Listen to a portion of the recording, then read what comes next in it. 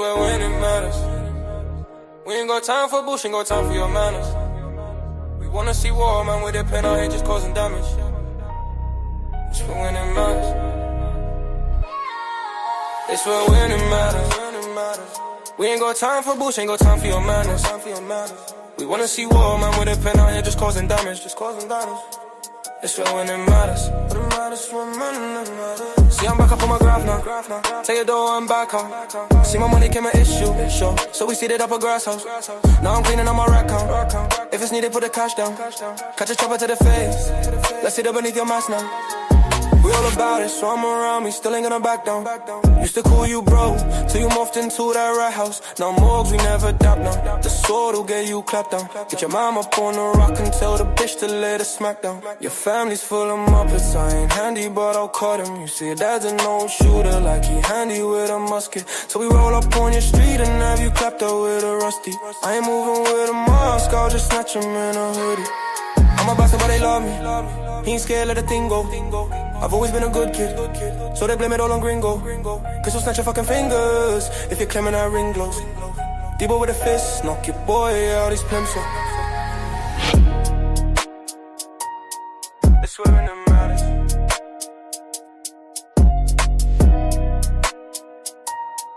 It's when it matters.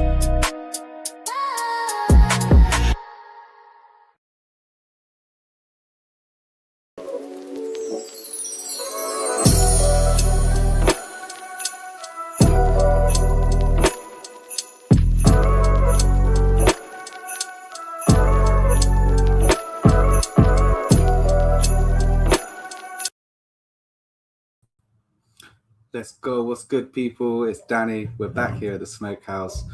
Crazy event yesterday. We're going to get straight into it. I'm not going to waste no time to bring in the first guest that I can see backstage. Is the man that we've all got a lot of thanks to give to. So without further ado, Briggsy, how you doing, bud? Yeah, what's going on, mate? You good? Yeah, all good, man. All good. Thank you, genuinely. And you know what I mean. Thank you. Yeah, no, all good, man. Just glad it went well yesterday. Yeah, man. Crazy event. The atmosphere from start to finish. Even, the bit like before all the battles start, everyone's just outside mingling. Even that bit was the most fun I've had in an event in any other time as well. Like everyone just felt like they were so eager to be there. Do you know what I'm saying? Yeah. No, definitely. It felt like a bit of an old reunion, didn't it? Yeah, no, definitely, man, definitely. And obviously we're gonna have a bunch of people coming through, and however long you can stay, we're gonna keep you as long as we can. What was your? I want to word this properly. Did you get what you wanted to out of this event and out of the battle itself as well? Yeah, 100%. Every battle was class. Really, there was no. Usually, you get one or two that you go didn't really quite work, but every battle, I thought the event got better and better all day. Which is quite hard to do. But Shotty and Jem was these battles are difficult to live up to expectation, but I thought this battle exceeded expectation. Like they were both absolute A game battle, and it was better than I thought it was going to be, and I thought it was going to be elite level. It was a proper classic battle, and I'm glad it delivered the way it should have.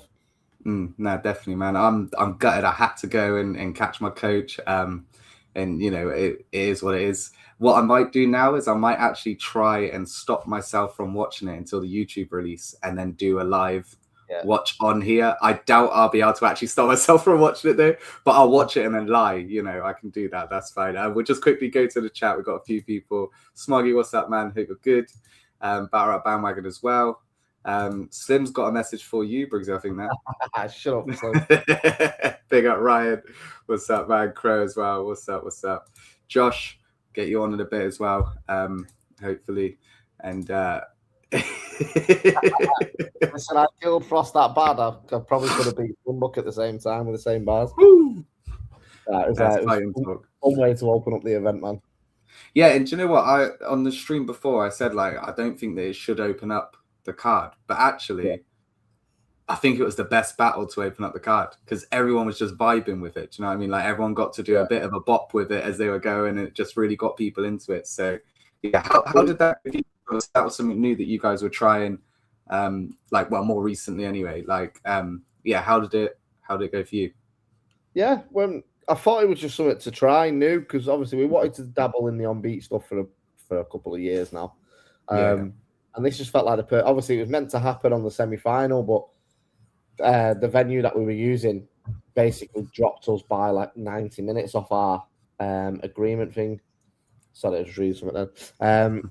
So we basically had to sacrifice one battle from the semi-final event, and it just made sense to be me and Frost. And then it actually came from Twitter. Me and Frost were chatting on Twitter and was like, look, why don't we just open up this card of it? But it wasn't meant to be the first battle on. It was meant to be on the break. We were just going to do it as like one of the break battles. But obviously Sam Hypes and Photo Boy didn't happen. We found out at pretty much midnight the night before that it was definitely off. So yeah, we just thought, let's just set the vibe, set the tone of the day, and go from there with it. And it worked, man. I think I can't remember who it was. Someone come over to me after it and was like, it was a nice way to start the event because we didn't have to walk into a venue and just stay silent. Like, we got there, and because it's got a beat, you can engage with it. You can talk about how sick the beat is or whatever, rather than just go in and go from being outside drinking to straight in and being silent. It is a transition, so it just set the tone for the rest of the day, man. It was a bit of fun. Then definitely, man. Definitely. I really enjoyed it. We got the plug Trubs in the chat as well. What's up, man? I'm not surprised by this as well. I'm sure all of you are flagging, because even if you're not performing on these events, you guys are doing so much work. Knackered. It's a long day. Do you travel down from Manny like on the day? No, we travelled down the night before, but we didn't get into London till just past 11 p.m. So we didn't. It might as well have been the same day. Yeah. But then obviously once we got to London, he ended up spending all night doing guest lists and taking things off sale and make sure everything's charged. So probably not going to bed till 2-3 a.m. anyway. And then you'd up and in the venue for 10 a.m. So yeah, got home at 3 o'clock this morning and I was up at 7. So Jesus Christ. I wouldn't even be functioning. Yeah, I wouldn't even be functioning, man. Fair play. We had a full stream planned ourselves. We was going to do a full recap on the Prem channel, and then we was all in the chat like, nah, let's just give that. Hey, I got it. It's all right, man. You can pass the buck at times. You guys don't need to be doing everything. Do you know what I mean? Because it's like, I don't think people actually appreciate how much work actually goes into it. And even like to the point of marketing, for example, like you setting up, even just because I know you're somebody who'll kind of like set up posts for certain days of the week and stuff like that and do it all in kind of one bulk. But that will be a couple of hours worth of work.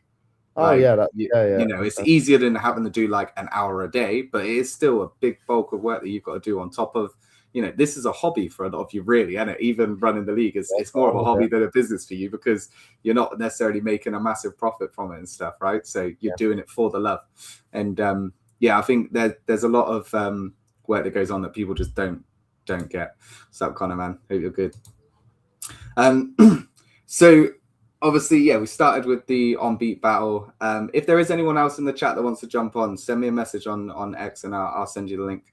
I'm not going to put it in the chat because we'll just be bombarded with weirdos, and I'm not on that.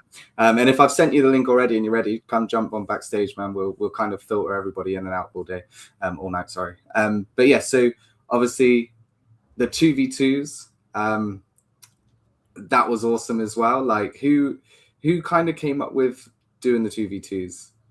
Just the way it kind of landed. So the difference with this event to every other event is we sat as staff and we spoke about every battle has to cater the headline, which was Shotty and Gem. Like, it's not a case of throwing a card with Shotty and Gem and then having every big. Gemini's not new blood, but compared to Shotty's like the veteran going into that battle. So we tried to make that kind of a narrative theme through it. There was battles that we did try setting up, like, you know, we tried to get, one of the ideas we were going to do was like Bizzo and Hamill, and it's like, you know, Bizzo giving a shot back to Hamill and trying to get a couple battles like that just didn't work at the time. But then, you know, when you're speaking to, so we wanted Sean. Funnily enough, Sean Cray and Gasbuff was one of the battles on this card, just them two. Yeah, so they told me at the semi-finals event, I think Sean told me, and he said, like, I'm meant to be, it's in the Pipeworks of battling Gas. And I was like, that's a sick battle, like, solo. Yeah. And then when it got announced as a 2-on-2, I was like, the fuck? Like, I wasn't expecting it at all, but yeah, I loved it. Well, it wasn't necessarily planned. It was just sort of, Sean and Gast were locked in, and then Sean kind of said, "I'd love to do a 2-on-2 with Frankie," and we've been trying to get Gast a 2-on-2 with Crow for a couple of years. So it just landed perfectly, and then the same with because the Where Winning Matters tournament, we wanted this card to showcase not obviously everybody, but we wanted it to showcase some battlers that made sense with the matchups, and it just worked. So Kingsley and Caveman were two of the names we wanted on this card because of what they'd done in the tournament, and fortunately for us, they were in the position where they've been wanting to do a 2-on-2 for a while, and then we thought, who can we get from London? Black T just randomly hit up Trubs one day and was like, "Look, I want to work with Tech on a 2-on-2." Just things fell into place, but this is why we always say there was always going to be battlers disappointed they weren't on this card, but it wasn't about getting everybody on it. It was about making the best possible matchups. There was a list of 30 battlers that we had where we was trying to look at matchups for them, and if it didn't make sense, it didn't make sense whether they were brilliant or not. Like we just had to make it make sense, and I think the card represented that yesterday.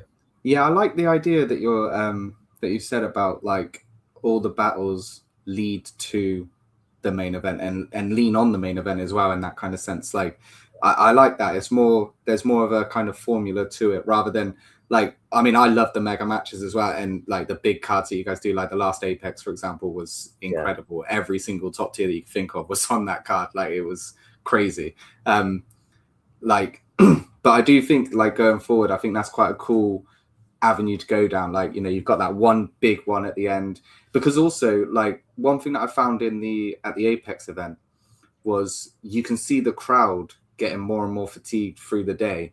Yeah. So the main event sometimes doesn't necessarily get it still gets the love and the buzz that it does deserve, but yeah, sometimes they can be a bit more subdued. Yeah.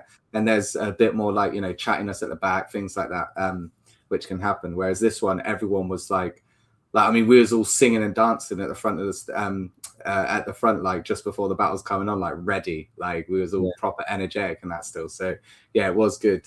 Definitely. Russ, good to see you, man. If you want to hop on, let me know. I think as well, like one of the reasons we catered for this is when we did the last Apex event, like you say, it was all the mega matchups that we could possibly do. Shotty Gemini was originally booked as the headline on that card. That's why we built this week's only card. But what happens is when you get 5 or 6 headline quality battles on one card, it is tiring to listen to. Like, as good as it is, when you've got battles where you have to pay attention to what they're saying constantly for 6 hours of the day, it does take a lot of brain space. So, you know, when you've got Kingsley and Caveman and Black T and Tech, Kingsley and Caveman style it's fun. You're not having to go, oh, I missed that punchline, let me rewind it. The punchline is delivered, it's there and then, and they're easy listening to battles, and it's such a thing that people devalue sometimes. Like just having them lines that just hit in the room. You don't have to go home and go, I missed that bar. Like I've got it.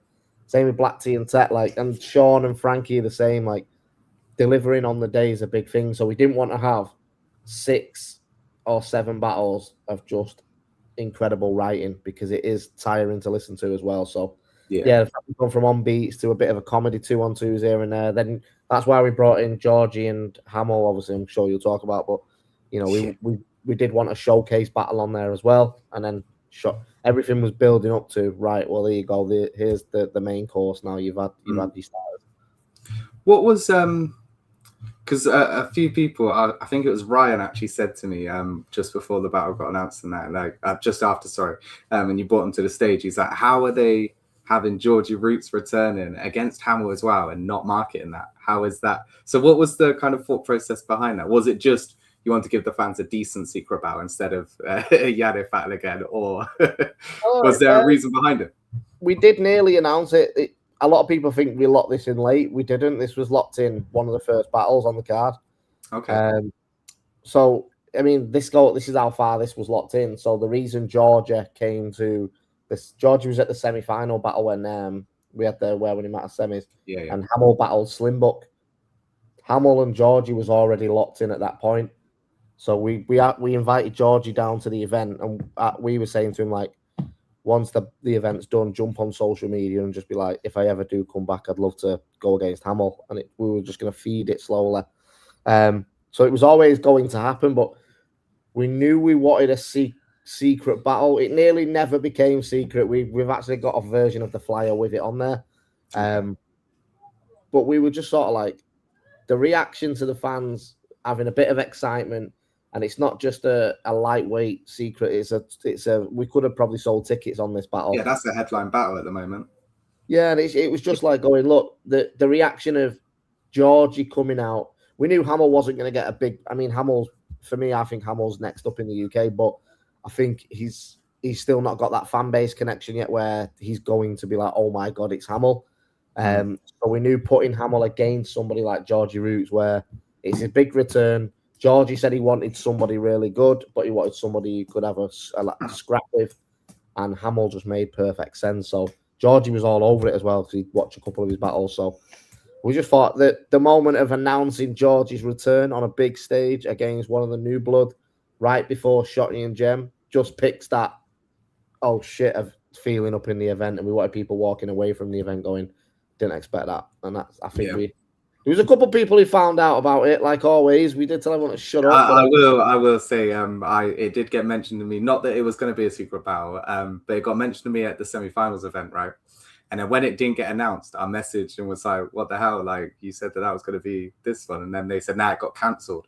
And then they did not let me know at all after that day. So I actually thanked them, because I was like, do you know what? Actually, as a fan, it was nice, like you're saying, that surprise, that kind of like that buzz in the room, like when they started to announce it. I was literally looking around at everybody, like they were going off, like proper going off for it. Even in the venue, I was trying to figure out, how do I announce this now without giving it away? So I had to just sort of say, like, stick around after this battle, we've got an announcement to make. And people just stuck around, but I thought people were going to go, oh, I'll find out what that is and walk out. But that's why I was like, you know, it's not like us not to throw a big event and give you something special. So and that's it. You know, with Prem, there's always something more, like always. And I genuinely don't know how you guys do it and keep the, like, you know, the lips sealed and that, and like actually get away with doing that sort of shit. Because I know I wouldn't. I'd be telling everyone in like the inner circle would know, definitely, like everybody.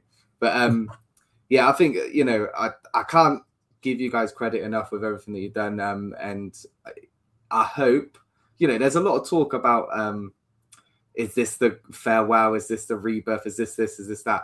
I don't think it is any of that, really. I think it's just going to be, you guys are going to continue to do what you guys do good, which is, you know, put on for people like me, people that have been watching for years and years, and, you know, even the casual viewers as well that come and go. Like, you're just going to keep doing it because you guys clearly love doing this. I feel like a lot of people thought, I mean, I'm not going to lie, Shotty and Gemini, before we locked it in, was kind of the end game battle for me as a promoter. I was like, I don't really know what's after that. And then when we actually spoke about it and, you know, it got locked in, because bear in mind, I've been trying to lock this in since COVID. So it all at COVID times, it was like, we'll build up to Shotty Gem and then we'll sort of step away. But yeah, that's not the reason we called this PB1. Like, everyone keeps asking what's the name. It's purely because it's a restart. This is the first event of Prem now. Like, we feel like everything's, the whole brand, you know, we got the North and South branding coming out, which we'll announce soon. But we are changing the way we're doing things next year. Live events are going to be back to normal. But there's just going to be a big focus shift on what we do, how our events look. And last night was sort of the first one of that. That's why again, the event was called PB1. It's the reset. It's the first match. It feels like it's the first event of where we're taking it. So does that mean, like, in terms of the kind of staple events that you guys have been running, the Apexes, all the Smokes, Absolute, are they done? Or is it, you know, is that something that's still going to be named as events, or are you guys trying to reinvent it again? No, we'll have 3 staple events. So that'll be your Apex, your Absolute, and your Plug. Awesome. But now there's a different way to get onto these cards. So it's not a case of what matchups can we figure out. We've got to take elements of the Where Winning Matters tournament and now incorporate it into the league. We've always said Where Winning Matters is our slogan, and we've not really lived up to that for the last couple of years. So that's going to be a big shift going into it. Wins will matter. Don't care if you're getting 10, 20,000 views. If you're not winning your battles, you can't get these rewards. So we're going to try and open the playing field a little bit where, you know, someone like Eddie Burke, for example, can go for the title match in 10 battles if he's beating everybody. Like, yeah. just got to I guess that way of like obviously there are gatekeepers in battle rap. There are people that won't want to battle certain people because they're beneath them or whatever they think. But I guess this way, like, you know, you can turn around to someone and be like, he's on a 15 battle kill streak at the moment. Like, can you stop him? Because these guys can't. And then that gives them a little bit more motivation, I guess, as well, right? I think that's the big thing, though. I think once people understand the motivation behind the battle, so obviously I can't go too into detail because we've not finalised what we're doing yet. We've got a big staff call this week about it, but essentially the idea is every battle means something now. So whether it's the opening battle right through to the headline battle, what's on the line for every single battle, you know, whether it's simply just someone needs a win, that's the story we need to sell. What's, you know, if it's a rivalry sort of thing, we need to start pushing that. Someone, who was it? I put a tweet out on last week saying we need to get out of this routine of announcing a battle, fans react, event happens, story's done. And apparently that was taken as a jab at Second City battles. It wasn't. Didn't even know Second City battles saw it as a jab. I got pulled on it yesterday, and I was like, I don't know where. Listen, I don't see how that could be a joke. But you're literally saying we need to. Yeah, we need. You're literally not all these other leagues need to. We need to. I think we got into a routine before where when it matters if we were doing monthly events, but it was just one event, next event, and there was no continuity. So I think that's a big thing we're looking at. Like, how does this event feed into the next event for every battler? What's their pathway from A to B? So yeah, there's a lot more talent development, and I think that'll eliminate a lot more of the he or she's below me, because a lot of the old guard. It was great to see a lot of them yesterday in the venue, just watching battles. But a lot of them are not battling anymore. So I feel like this is the perfect chance now for these new hungry guys to battle your class, punch through everybody. The beautiful thing with Don't Flop is when it was at its peak, everybody battled everybody. Like you had no choice. Like to make it in Don't Flop, you had to beat everybody you were put against. I went from, who did I battle? I think I battled Soul onto the Test 10, and then my next battle was like Mixer. But that's the way it works. It Don't Flop. Like, just because you had a big name didn't mean you were always going to get big names. You've got to drop back down and beat a couple of people again. I do like what you said. You know, where winning matters has been the slogan since the start, like in the season and stuff. So, and it does link me to our next guy who's backstage actually. So I'm going to bring him on now because, in my opinion, and it wasn't my opinion before the battle, so I do owe him an apology. Here is one of the winners from yesterday, and that is man. What's up, how you doing? How you doing? We're saying it around the world now, you know what I mean? No, I'm feeling very good, man. I had such an amazing weekend. That event was just unbelievably good. It really felt like magic, bro. It was so good. Everyone was on form. Staff were running it crazy. The crowd was hype, and the battles were amazing. Loved it. That's very true, man. Very true. And I do want to say, sorry for doubting you, man. Hey, I appreciate the humility. I love being proven wrong on any stream that I do. If I'm doing predictions and all that, like if you're proving me wrong, it means I'm getting something I didn't expect, and that is a win, isn't it? So yeah, prove me wrong all the time, guys. Don't ever take it as offense or anything. Just go out there.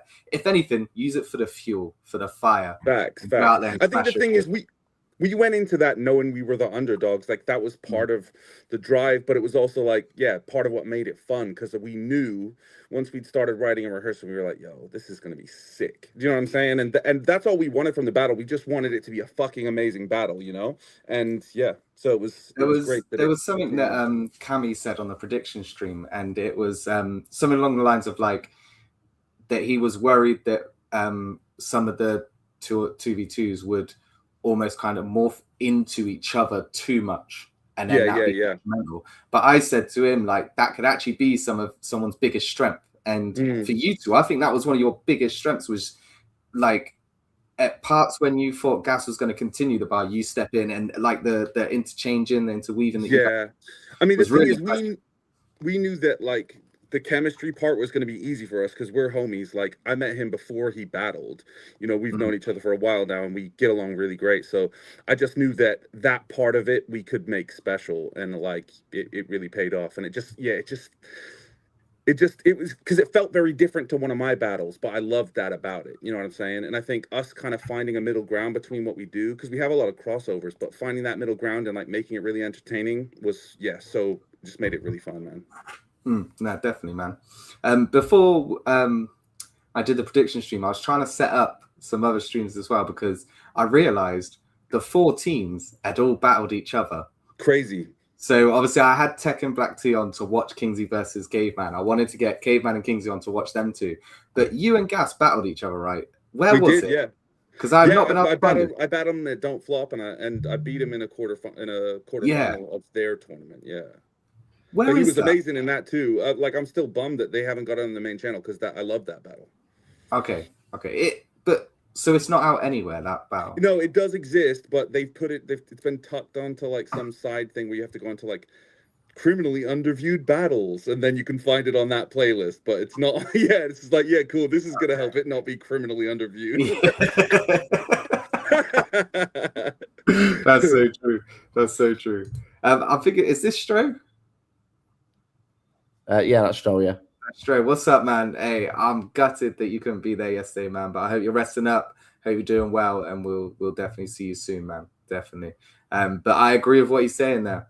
I think we need more Gas and Crow 2v2s. Hell yeah. Oh, we're 100% doing more, man. I think that was the most fun I've had doing a battle ever, and I think it's the same for Gast. Like, I'd love to do more 2v2 stuff. I think you pulled the best out of you, Crow. I think you went to a different level yesterday. I agree. It definitely, like, working with him and like just finding those different pockets that I could explore where it wasn't quite so pressured was like really, really great for like my creative, like. I think the scene needs a good 2-on-2 run team, like, as well. Like, I think you and because Gast is in a similar situation where he's battled so many people as well. He's kind of like, where does he go next a little bit? Facts. No, it's so true. Like, me and him have battled almost every motherfucker. So it's like a 2-on-2 gives us a completely different new space to do shit. And it's an exciting space as well, man, because it opens up so many different avenues, and like, say, even people you've been against individually, it just opens these different little 100%. platforms.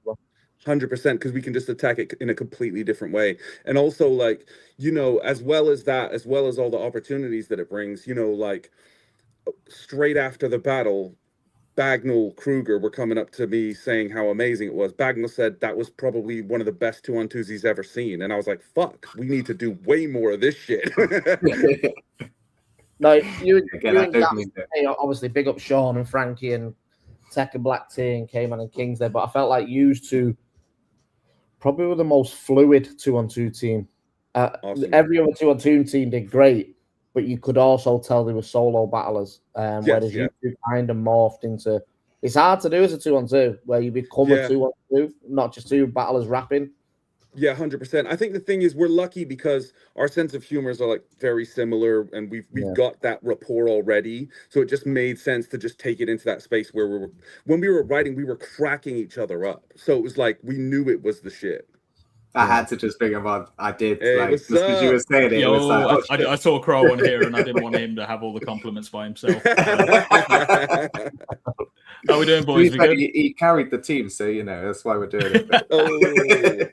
I'm kidding, man. You smashed it as well. You did. Both of you two. I hope I'm not going to like talk about like stuff that's already been said. I might be just. I've literally just got here, so I've not had a chance to watch. But all good, man. We're going to have loads of different people coming through anyway, so it's going to be like that all stream. So go ahead. That was genuinely a treat to do, like from start to finish. Like, it's been well documented that originally it was going to be me versus Sean.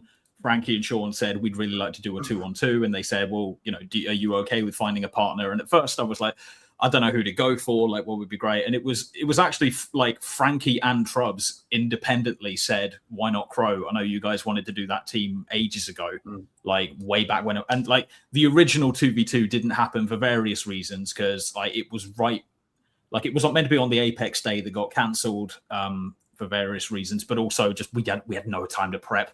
Like I'd booked my battle thing like 2 weeks before Apex, so even if I'd gotten back, and I was like brand new at this point anyway, it wouldn't have been a fraction as good as this was. Whereas and I this think was the thing is, no, go on.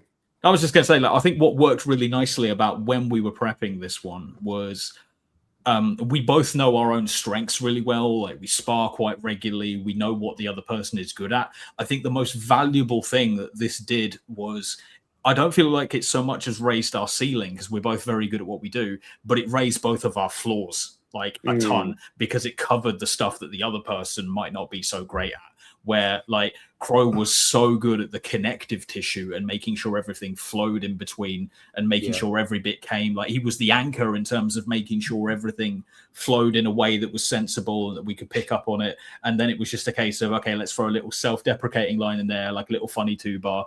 And we made sure that I did a lot of the kind of structure of you say this, you say this, you say this, and then Crow would be like, well, I wouldn't say that, but let's make that's a nice little internal, we can flesh that bit out.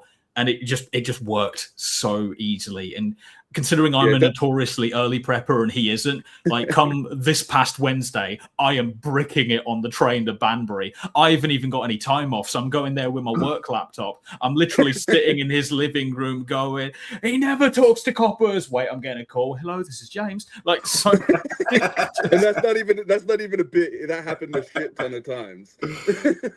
You know what? No, that was one thing that I we knew fuck all on Wednesday morning, but by Thursday afternoon we were more locked than we've ever been for anything. Facts. That's incredible, man. That is the way that battlers' minds work. It genuinely astonishes me. But one thing that I did predict, and I predicted it right, at least, was that you two would benefit and complement each other as a pairing more than definitely. hinder each other.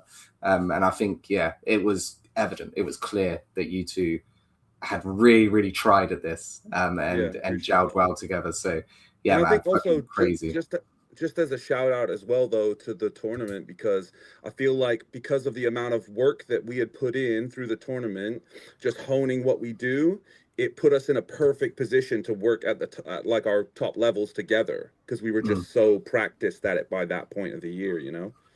Yeah, and I think that's something that, like, I think a lot of people have got to be thankful for the tournament. Although it was a huge learning curve for a lot of people, trying to do what you do at the best possible level and really like crunching everything down into that tight 60 seconds. Like, it has benefited a lot of people. Yeah, definitely. And this is why in Premier Battles we trust, right? Like, it's I found the tournament really motivating in a weird way, because like I've been very critical of myself in the tournament, but the fact that I went out so early being a favorite, it's clearly lit a fire under me. Because if you look at the MUT battle, the dojo battle, and now this, I'm on a hell of a run. I can't lie, it's crazy. Hell of a run. The tournament did exactly what it needed to do, man. Even the fact of starving the fan base for 12 months while we went to Virginia was a hard thing to do, but yesterday was the reason why. Like, people were desperate to be in a room full of people they've not seen for a while. It works, but even the performers, look at the performers we got. You don't get a Hamill and a Georgie Roots, you don't get a Crow and a Gasp up that come off the back of a tournament refreshed. De Burke and Dub T coming in, like, I mean, the whole card pretty much. Kingsley and K-Man were in the tournament. Me and Frost were in the tournament. Like we said before we launched the tournament, you're not getting on Prem's big stages if you're not active, and we stuck to it.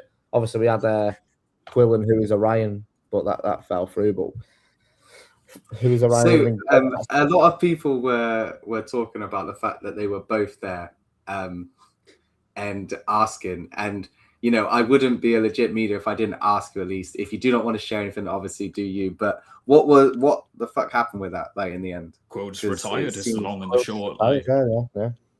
Oh, that's just it. He just said, "You know what, now." Yeah, kind of. He told me while I was washing my ass in the shower after the football match.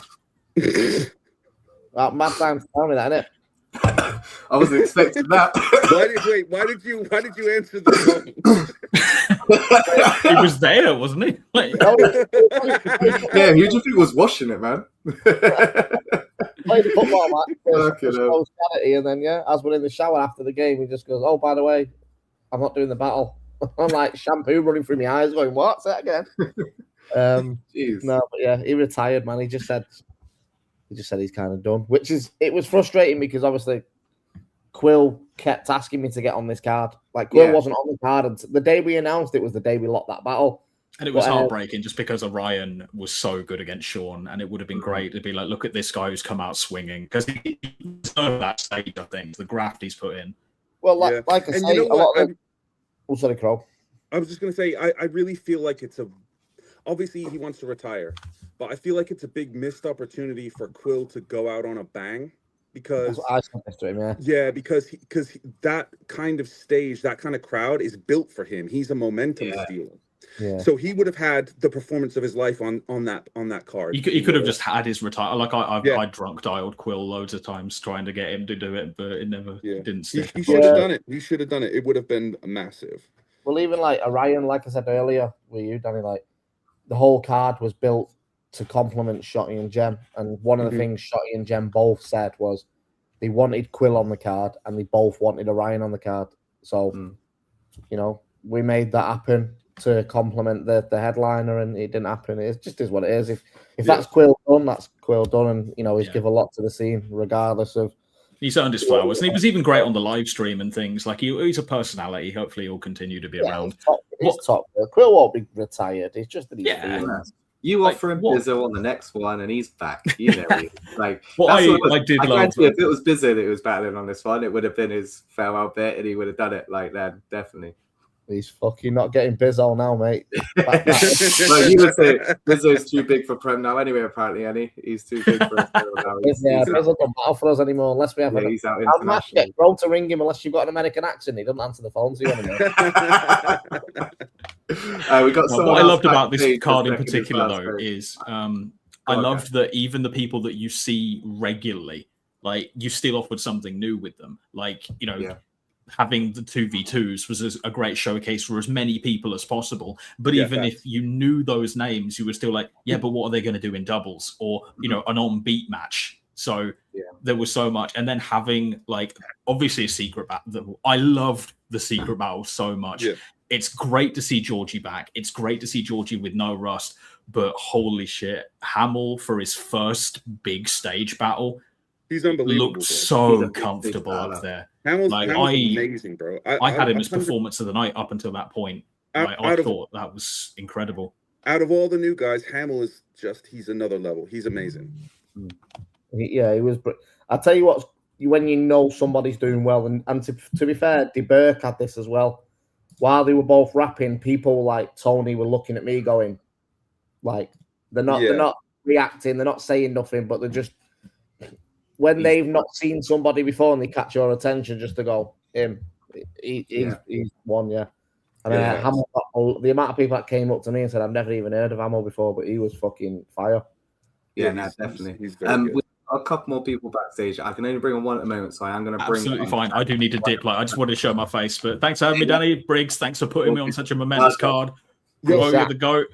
And my guy, I love you, dude. I'm gonna dip as well, so you can get more people on. But much love, guys. Thanks for hosting this. All right. Big up, Prem. Big up all you guys.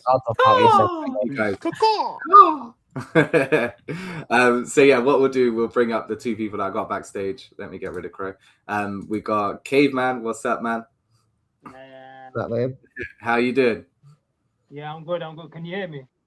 Yeah, it's a little bit quiet for me. It's a little bit low. Yeah. While she's sorting out, we're going to bring on someone as well. So when I started doing this, right, it was with Tom, and it was all about fans' point of view, all that kind of stuff. So I did want to incorporate that more into the stream. Speaking to people yesterday, I managed to get through to a few people, and a few fans have actually agreed to come on. So I'll let them introduce themselves. But here is our first fan of the evening. What's up, man? Yeah. Yes, boys. How you going? Something, mate. All right? Yeah, not bad. Introduce yourself, man. Oh, Josh. I've the first time obviously on here. Been to Prem battles and different events for like 3 or 4 years now. I just thought it was about time to share my opinion, whether people care or not. So now, do you know what? I really enjoyed sitting down and chatting to you before the event and everything as well, man. It was good, man. It was good. Really, really good. It was cool. Yeah. But yeah, Caveman. How you feeling, man? No, I'm good, man. I was thinking to that I tweeted earlier, like, it's always funny the day after a battle, like, you know, you look forward to it for so long, and then for better or for worse, it never goes quite how you think it's gonna be, and then it's in the rear view, and until it drops, however, you've just got like the memory of it. So yeah, I'm happy. I'm really happy with the battle. But yeah, I don't know what to do with myself now. I bet that is weird because like I've done performing and stuff, right? And you live the performance for like even before you start to prep, before you start to write anything down or anything like that, you're living the performance until that day that you do it, and then that day after it is like, oh shit, what did I do with my life before that was booked? Like it's crazy, isn't it? I understand that feeling, man. But YouTube earlier on the diss track I made for Black T came on, and now the battle's over. I'm like, why was I going in on this guy's cat so much? You know what I mean? It just evaporates. I've got we do have someone else backstage now. Not just someone else though. I am going to bring them on, but I do want to try. My intros are always shit, but I do want to try and give this guy the intro that he deserves. So I will say, the current UK title holder. See, intros are shit. The UK title holder. I would never be a ring announcer. Never be a ring announcer for this guy, but it is the man, the myth, the legend, the GOAT, Shotty Horror. Oi. Like, you know what? It's actually mad you're on my stream, man. Thank you. Thank you, bro. How are you feeling? I think the intro's pretty good, mate. I think they're pretty good. Bro. There we go. I need to have more confidence. Yeah, still here. We've been to the Tate Modern today. Oh, he's posh now. We're getting a shawarma now. We're having a time out with love. Yes, we're celebrating. Yeah, definitely, man. Definitely. What does this mean to you, Shotty? Everything, man. Absolutely. We said it in the intro, in the lead up video, and it's all true. Like fucking, I don't know. Like this has just been the battle rap as a whole has just been my life since Briggsy was showing me guys on instant messenger and that, and fucking all that. Like it's been my whole lifestyle, and it was always the thing of trying to prove to everyone else that this country's as good as anyone else at this. And then there's a whole scene and all that, and then there's the question of who's. And I'm a competitor in it. I'm super competitive on everything, and especially on this. And I come from the era of when this was super competitive. So at first the mission was just try and spread the word that we're sick as well. And then when doing that, then a whole crop and all this pops up. A bunch of us out create this whole scene of all this amazing new talent. And then that question comes up, who's the best? Oh, these guys are better than him. This is whatever. And then my ego gets going and go down this path in my head. But like, well, thank fuck for your ego, man. Thank fuck for your ego. That's all I'm saying. And also like, yeah, man, it's just like the fucking Premier Battles is like, to me, it's just obviously it's the number one in the country, but it's the representation of the whole time of UK battle rap in the scene, because it's still all the same people and whatnot. So it's just everything, and then so to formalize like me holding, like me being the number one guy after, like, you know, the speculation between me and Jem for years. It's nice, man. It just means everything, man. I feel like for you, the only one left out of, like, say, the top 4 or 5 or whatever, like the argument is, the only one left for you is Soul. And, you know, whether that happens or never happens, whatever. But I think you've definitely cemented that top space for me now. I've not actually seen the battle, right? I watched.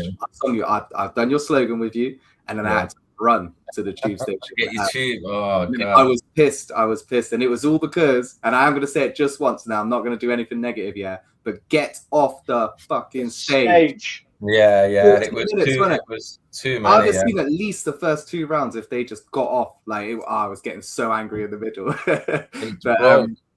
Because it's like with them stages, like you can get 100 people on the stages when it's the big, massive, wide, long ones. Yeah. But people want to get that amount of people on this small Luton stage, and everyone's sucking up the oxygen. It's just physics. It's just we're up there performing, and like the air's thin, or everyone it's sweaty, or it's hard, or it's too many little things are going on the stage, and we cleared the stage up so much for that battle. And on both parts, we was flawless. Yeah. Both rappers was flawless. because we had the space, we had the air, we had so much option and creativity to do stuff like that. And then the people on stage that was on stage have been there many times, and obviously it's judges and stuff, and people are there for a reason. They're behaving accordingly, so I think it was good, man. It was good to do that, but obviously at a bit of time and trying to hold off the stage at a bit of time. I seen Briggsy and actually sharing some memes and or people sharing some memes of Briggsy sorry being trying to get the people off the stage. Bro, I cleared the stage twice and then turned around and everyone was back on stage and I'm like, how would he get him? I'm not going to throw anyone under the bus, but I put someone there to say, don't let anyone up, turn around and 20 people were on. Yeah. That's what annoyed me because I was like, all right, it's cleared. Let's get this going now. Boom. And then I see you turn around at that moment and was like, what the fuck? I was like, come on, man. I've been waiting 7 years for this shit and you're not going to let me watch it live. Bastards. It's annoying. It is annoying. I think next time we just get security there. Yeah. Yeah. Or obviously for a battle like that, being judged, the judges have to be up on the stage. They can't be anywhere else where they could potentially miss anything with this one. That's what I was trying to say. We had 5 judges. We had 3 camera crew yesterday. Then you've got the host, the 2 battlers. You don't need anybody else. The thing is, as well, when you looked into the crowd, there was so many veterans and established battle rappers and musicians. Frankie and everyone was there. They're just in there watching the battle. Do you know what I mean? They were in there as fans watching. It wasn't about them being on camera. It wasn't about getting 5 minutes. It was I'm here to watch Shotty and Jem. Yeah, and it's like go on, man. It's excited. They're excited about this, and you know what it is as well. It's meant that the Academy final and Sean Cray and all them not got to be in front of people that have come to see me and Jem, because as much as us, the hardcore concentrated fans, think everyone knows everyone, they don't. But now they do, because besides we had a decent turnout as well. All the conversation online is crazy, and you're getting a lot of legends talking about. I'm seeing people talking about DeBerk and Sean and all these people and stuff like that. So it's got that feeling celebs in the crowd and all that. Again, it starts to feel like we're coming back. We were saying that before. DeBerk and Hamill came off really well yesterday. A lot of people were pulling me about them after it. Yeah, therefore, fire. See, one thing that I will say though, I applaud everyone's confidence that was on the stage, because if I had a room full of people chanting, get off the stage at me, I'd get off the stage, but they didn't. I wish I had that level of self-confidence, just standing just do you know what? Fuck you guys, I won't. You're literally in their faces telling them, this battle is not going to happen until you lot get off the stage. And then they're just like, well, I guess it's not happening then. And I'm like, get off. The thing is, it would have contrast between. Sorry, no, I was just gonna say it would have stunk the vibe up, because I was 2 minutes literally away. I said it to Rick. I said I'm just gonna go and get security and let everyone off the stage, and then it would have put a shit vibe in the venue before Shotty and Jem comes out, because everyone's getting thrown out and things like that. It just stank it up for 45 minutes, but it's got settled and it is what it is. It happened. That's it. Got it done. Josh, you were going to say something there, man. What do you want to say? I found it funny with the contrast with Bobby. Obviously, got told to go on the mic and sort of keep things going, and he was trying to say, "Oh, let's not boo everyone." And then Briggs got the mic and he's just started joining in the chance of everyone to get off the stage. Just wanted the event to go on, and I just found it funny that Bobby was the one to try and keep everyone calm. Yeah. So Troy in the chat, hope you're doing well, man. Hope you're doing well. Right. Shotty, for you, I'm gonna have to dip out. I'll watch it I'll get off the stage and watch it as a fan. But, I'll have to dip out. Big up everyone. No, all good, man. Hey, again, thank you for everything that you're doing, everything that you do, and everything that you will be doing for the scene, for the culture, for us fans. So we genuinely do appreciate it, man. Appreciate it, boys. It's all the staff. It's not just me. Shouts to Card Tricks as well, by the way, because yesterday doesn't happen without them. Definitely shout out Card Tricks. Yeah. Right, big up yourselves, boys. I'll be in the chat. See you in a bit. Cheers. In a bit. I do see somebody backstage as well, so I'm going to bring them on. We could call him a surprise guest, I guess. But I do have some choice words for him as well, which he knows about already. I can see he's actually talking to someone. So, he's done. Cool. We're going to bring him on. It is young man Hamill. How are you, my Yes, friend? well, I'm very well, thank you, man. I'm very well. I'm very well, thank you, man. I'm very well. Sorry, I was just the missus was getting me an alcoholic beverage there. I was just communicating which one. I thank you for having me on again, brother. Yeah, No, always all good, grateful to be here. I Yes. feel like I really sold it to you. By the way, you had no idea, did you? Even No. on the stream the other night, you didn't know. Even did on you? the stream the other night, you absolute prick. The fact that, like, I was speaking of Briggsy about this, so I can say it anyway. Like, the fact that I got told that this battle was going to be on this card, yeah, at the last event, and then didn't get announced. So I'm messaging and being like, "What's going on?" And you're like, "It's just cancelled. It's not happening." Da, da, da. And I'm like, "That's shit, man." And then you're on a stream with me doing the predictions, even after the stream. You know, when all the lights are off and all that, you could have said anything you wanted to. You still played me like a fucking fool. No, but, man, Briggsy, but I remember I Briggsy said, I thank you because as a fan, I got to join in with that excitement of that battle getting announced. Because my God, for a secret battle, me and Briggsy were saying that could have been a headline battle on other cards. Do you know what I'm saying? Which is crazy to hear, man. Very, it's mad humbling for me. That I think getting to rap on a card like that one, we've just witnessed quite literally the two very best in this country, maybe ever, in my opinion, go at it. And what a fucking battle it was, you know. Like, for me to be, 2 years less than 2 years into doing this, to be on a, co-headlining sort of thing, a card like that is mental to me. I'm just grateful, bro. Mad grateful. Like I am, and it's crazy because you look at the main event and you see what the standard's like, and it makes me even hungrier, man. It really does. What a fucking weekend! What an event! Big up Prem, big up yourself, Shotty. That was Respect, mesmerizing stuff, mate. Yeah, you were unbelievable. I see you've got something in your lap there, ain't you? What's that you got in your lap there? Hey, do you know what? Yeah, I'm not trying to diss or nothing, yeah, but like it was filthy. So I'm literally microfibering her up. I had to, He's spit shining it, lad. He's spit shining it. Look out! I've worn this out, like, because these little bits in here. There was all. Look how it's shining now. Mate, I love that you've got that. Genuinely, I do.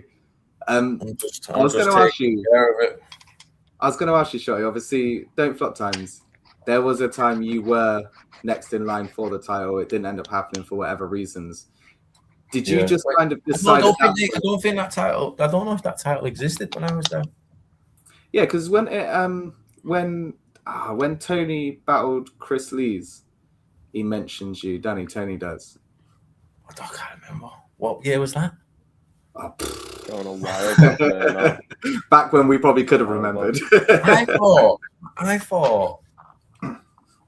Fuck, who was the first champion of Don't Flop? O'Shea. Oh fuck, I forgot. Yeah, you might be right then. I forgot a whole. Because on the distinction event as well, I'm pretty sure at the end of Tony versus Definition, you came on the stage and it got announced. You two. Wow, you might be right. You know, I totally forgot about that. Fuck, you know. That must be going back a long time. I think I was doing my GCSEs at that point. Yeah, fuck. I think that's got to be like 2013, maybe 2014. Right, it's good memory, Danny. That's crazy, isn't it? That is crazy. Yeah. I would have been in year 9 in school, lad, when that was happening, which is mental to think about. Yeah, it's crazy. Are you old enough for that, Bevy? Your missus has just got you. Lad, don't be cheeky though, because you can't do all the niceties in person and then get raving, you know, on because the champ's on stream. You can't be doing that, you know what I mean? No, you know I'm old enough. I know, but Shotty, where do you see like? Let me try and figure out how I want to ask this. Like, what do you want to do with that title? Clean it. Of course. Microfiber cloth. And no, but like, cool. What is that title's future to you? Are you just gonna hold it on and just continue to? Obviously, your aim is to hold it as long as you can. I don't know, man. They're in charge, innit? So, and there's a scene. There's whatever. I don't know. Because obviously, I just beat the champ. To me, I just beat the champion for it. So I don't know what the play is. I don't know what's going on. Like, it started like me versus Gem, and then because because that was the narrative as just in its own thing. But then that adding the championship too was just an added little bit of spice for the fans. Like, yo, we'll put some more onus on it like that. And we didn't think about if I win it. Didn't think about if he wins it. It's just like, let's create something big for the people. I like that. And now we're in a situation where I'm the UK champ and I'm outside. So I'm happy to talk with whatever's going on. It's nice to hear them words, man. I must admit, it is nice to hear them words. Especially like everyone. There's guys who are coming up. Guys are doing sick. Guys are putting on all these new guys. The Bear Camel, all these new guys. Who knows? What they've got planned. If it all makes sense and whatever, then it is what it is. And then I don't know. Like, I'm just ready to go to war in it, and now I've got this. So I'm just buzzing.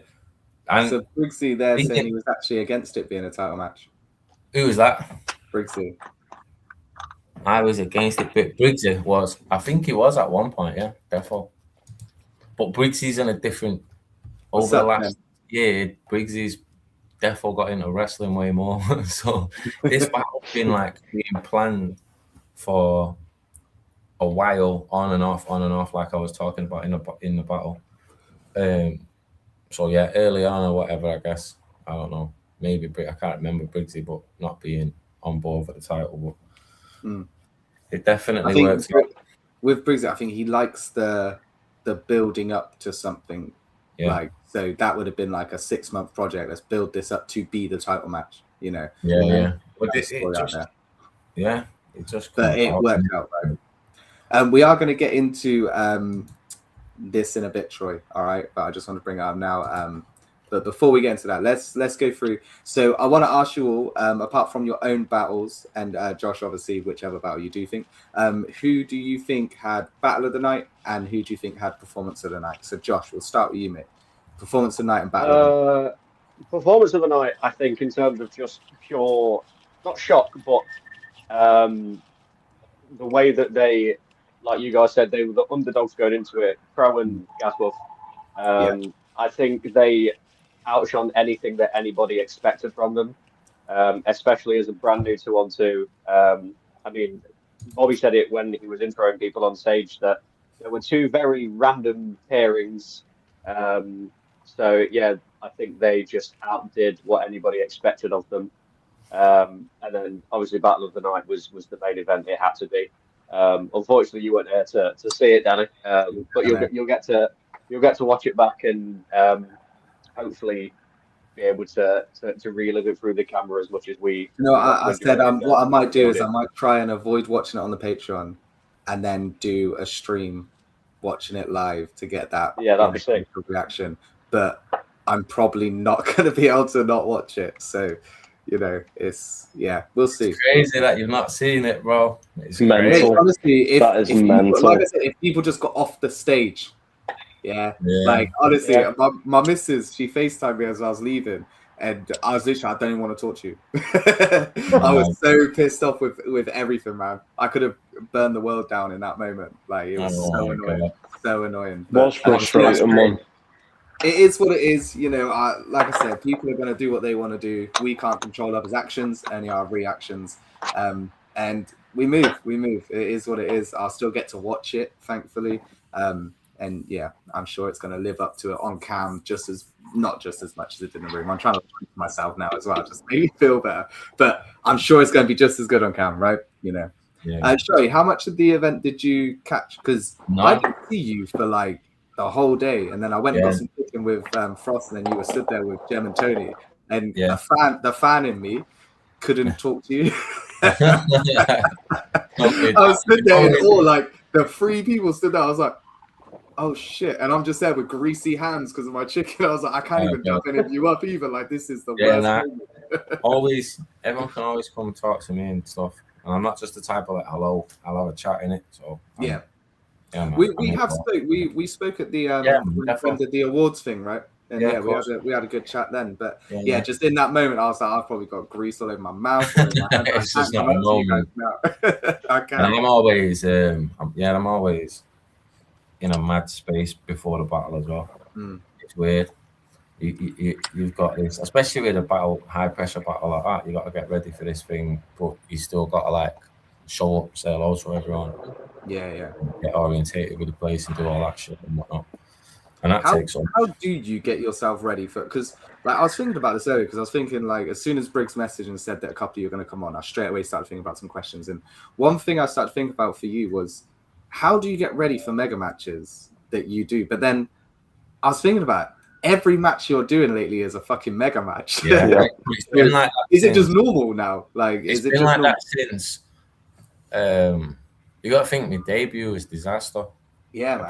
Disaster on the main event in the debut. Then I went don't flop, and I said on don't flop, start me from the beginning, start me from the bottom, and he gave me Disciple and Jay Madden, Yunnan, but Yunnan was a big name, and that was top. And then, but from then it was like Arsenal, Daylight, Math, Hitman, boom, boom, boom, boom. So it's been like that for fucking ages, like, and in a weird way, most of the time the underdog a lot of the time, and then the underdog flipped as far as them big matches.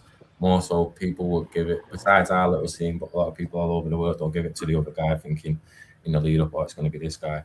I think the Shine and the Geechee thing back to back is the thing that nullified that. Now people started going, oh, this guy's like one of the top like contenders in the world type shit. And then I get bodied. You've been booting on that door. Yeah.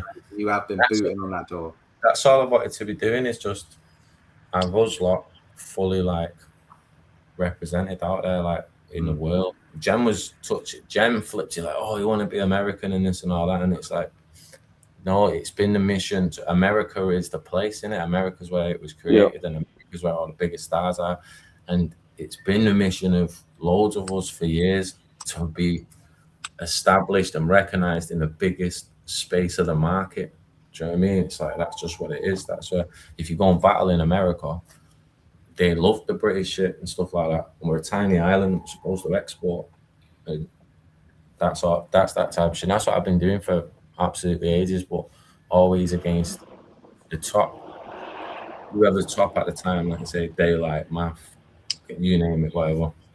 And underdog status, but getting that Geechee performance in, and the Shine performance as well, like people didn't see it, but I was just gonna say, lad, sorry to like cut in here, but that was the one for me where I was like, I was watching you and it felt like seeing the old you again, but a new version of you, because you bring so much energy. But for me, it was the going to that room with all of his mates, because let's have it right, that's what the scene was, you know. And straight away, there was several moments in the battle, but the bit that got me, you said, if I have to fire back, then it's rapid fire jabs. I'll fire through Shine like a magnifying glass. And I was like, this is some of the most insane fucking stuff I've ever heard in my life. And I'm sat there, lad, like going mad at me TV. And I'm thinking, it's louder in my living room here than it is, because it was all his mates, you know what I mean? But there wasn't many people there, bro.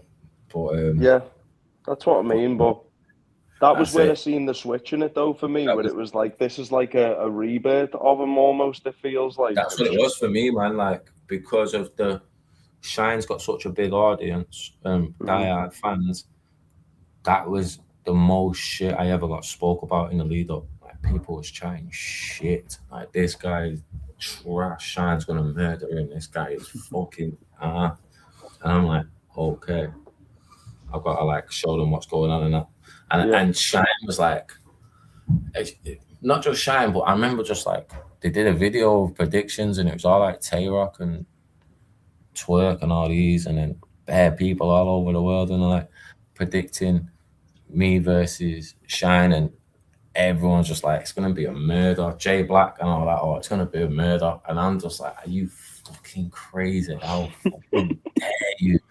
And I was obsessed. I was absolutely obsessed. Like every second of the day was like, nah, we'll make this word change, this bit, go mad with it. Like I was absolutely, I'm honest to God, that was like 10, 12 hour shifts every day, just going crazy. You can tell though, lad, because the moments you're having within your material, it's not like you know, certain things that get a reaction over there, and I understand why they get a reaction, because it's not like, look, just because you haven't spent 12 hours a day putting the time into getting it perfectly crafted, it doesn't mean that your idea isn't solid, right? So I get that, but lad, you had one bit in it, and I'm not just going to sit here and quote your K-Shine material to you the whole stream. I forgot it all, mate. Fuck, I've not seen the battle. It didn't come out. It was the bit where, yeah, exactly. It was the bit though where you were saying about you being over in America, and every time you're over there, you say, I can't stop thinking about guns. It's every time. And then you said, like, I've got this new one. It projects a sort of reddish light. It's very nice. And you're building it all up slowly. And then you say sort of like the end punch was like, I'm going to use this little light of mine and I'm going to let it shine. And like the whole... It's so intricate, brother. And it's like, for me, that when I'm listening to that, I'm not listening to just a one-off idea that he spent a bit. I'm listening to 12-hour shift. That's what I hear when I hear them. They don't just fly on the pad within 10 seconds. You know what I mean? You've got to get the punch in the most basic form, and then refine it. How can I add the layer? Refine it. How can I add the layer? Just world class, man. I'm using too many words. That's it, and just like try and get the job done in as least words, but have them match and be like. Yeah, I go, and I don't like using the same word twice in the same rhyme scheme. Do you know what? See, like, that's interesting to me, because just to bring it back to this weekend, like, one thing I was so impressed with your material, because you were saying to me a few weeks ago, it's the old me, but an element of the new. But like, for me, what impressed me so much, lad, was you were staying on the same rhyme scheme for. It's 30 plus bars, but it feels 10. It feels like you're not using the same one twice. They're all so varied. Like the one for me was even in round one that I could beat him with one arm behind me back, like Bob Backlund, and it was all off the back of flipping his slogan. Like my notes on each round was so extensive for both obvious, but it was like obviously Wagwan fam, I want action, and off the back of that, it was like, the whole thing that. It's a whole scheme of his whole thing is, do you want action? So I was like, how many times?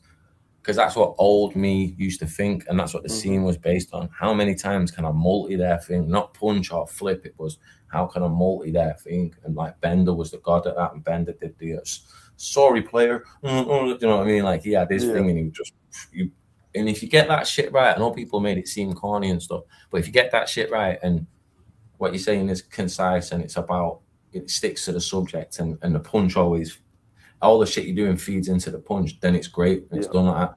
And I proper miss doing it with my style, because that's what I come from. I come from grime. So the rapid, using syllabics quick. I miss doing it, but it was a strategical thing as well, because I study battle rappers, and I study like the way they're gonna think about a thing. And I knew Jem was gonna be like, "Yo, we missed the old shotty. Where's the old shotty?" I knew that was gonna be one of his angles. I knew one of his angles was gonna be, "Yo, you've become this formulaic 4-bar setup, punchline, URL style rapper. We missed the old shotty." So as soon as I show up from round one, and I know I'm starting because he's the champ, so I'm gonna start. So let me exhibit purest 2012 shotty. Then what you say in a bit's nullified and done, and it worked out. And a few of the times in the battle we're talking about these things, hands are going over mouths and going, "Oh, you know what I mean?" Like, I got one for you. Watch this. Like it was. You know what? I've just realized how strategic you are as well, because I was stood right at the front just before it started, right? And when Briggsy turned around to you and said, "You're gonna be going first," you acted surprised. Yeah. You was like, "That's crazy, man." Even that little thing there, like, "Oh shit, I'm first." "Oh yeah, no, all right." Like as if you weren't ready to go. just to make Jem feel like he's in control. Yeah, I'm the champ. I'm telling you, you're going first. Yeah. I've wrote to go first. That's incredible, man. And the first thing I wanted to do was be like, because he's a great angler and stuff, and he's a good rhymer, but I like my level of rhyming is like fucked, and then my pace and that, and to be able to do that type of shit at a pace, I think it's a skill that it's hard to do. So if you can come and match me up here, sick, respect to you on that. But I'm gonna from the start, we're going into fifth. I'm gonna see where you're at and test you straight away. And that's like the old style. That's what I used to do. And now I've just merged them. It's like for the last four battles, I was really working on punchlines and having a finish to these great rhyme schemes that I'm having. Because if you look at the old stuff, it's all great, and it kind of don't go nowhere. It's kind of like sick rhyme, sick rhyme, sick rhyme, sick rhyme, right through that 8-bar section. Though. Next part, sick rhyme, sick rhymes. Now I'm writing backwards with the big punchline haymaker that I got in my head, and then how come fucking multi-syllabic this shit out, but still make it feel like a natural sentence and not forced. And I wouldn't speak like that in real life. And it was just super fun to write for Gem, because unlike say like these American guys and stuff, there's no narrative, there's no storyline. Do you know what I mean? As much as you get these big fights and stuff like that, and it's good on a flyer, and people go, "Oh, that guy versus that guy, it's sick." But when you look into it, like me and Gem, it's been a sick storyline. Yeah, and it was the payoff to this sick storyline. And it's probably been the longest storyline as well, right? Like of any battle that's ever like. Besides me and Luna, if me and Luna happen, then it'll be like, oh, that's like fucking Do you know what? Right, I was speaking to somebody about this not long ago. I have never actually wanted to see you battle Luna, but I've got one of the things I want to see, which is you on a track with Luna. And the other thing that I want to see, I want to see you two team up. That's what I wanted to see. I wanted to see you two team up. Me and Luna did the song with Tony. Yeah, the I was Pink Flamingos. Yeah. He's the bro, man. I'll be honest. There's a constant debate of whether Luna would be able to, because I do get what people mean when he went on his run or tear. You look at the competition he's battling, and it's not the same as, like, for example, if you look at yourself, Shotty, your past 5 or 6 battles, you're battling murderers, monsters, right? Like, he was battling not those people, you know what I mean? But I still think if you put him against yourself, a Gemini, a Frankie Frey, any really good writer and rapper, I think he more than just stays in there. He does really well. I think he'll do excel. I think that the memories that we have of him is it was the old times, innit? And it was like that's the way people rapped and stuff. And because that was what the task was at hand. He knew he had the skill sets to complete that task and apply himself to it and just get it done. And then so now as shit's changed, he's still a fucking amazing writer and has a sick understanding of this shit. So he will just be like, yo, here's what they like now. Here's where the game's moved on. But here's the Luna C version of it, because I can't just go and do that. And he would do the Luna C version of it, and there'll be a 2027, 28, 29, whatever it is, version of Luna C, and people will be like, yo, holy shit, like he's adapted. Because I think he would adapt to the new. Do you know what? You bang on. I was telling Danny the other day, he was the first battler I clocked onto on Facebook this is when I was, a lot younger, many years ago. And the first battle I went to was him versus Madness. That was the first live battle I ever went to. Right. So I missed out on so many top tiers. Good, but I've never seen Soul live, for example. But even against Madness in the room, everything you're saying spot on, because it did just feel like a more recent adapted version. But he still had the old school Luna style, like what he said to him. At one point he said to him, unbelievable. He goes, "You look like you get your rap battling tactics from Zach Galifianakis, you fat talentless bastard." And it was just like still unbelievable multis, right? Like you can physically hear how crisp they are, but like he's just he was bringing his old self but adapting it to the new. I would love to see that battle. Selfishly, I think that would be a great battle, you and him.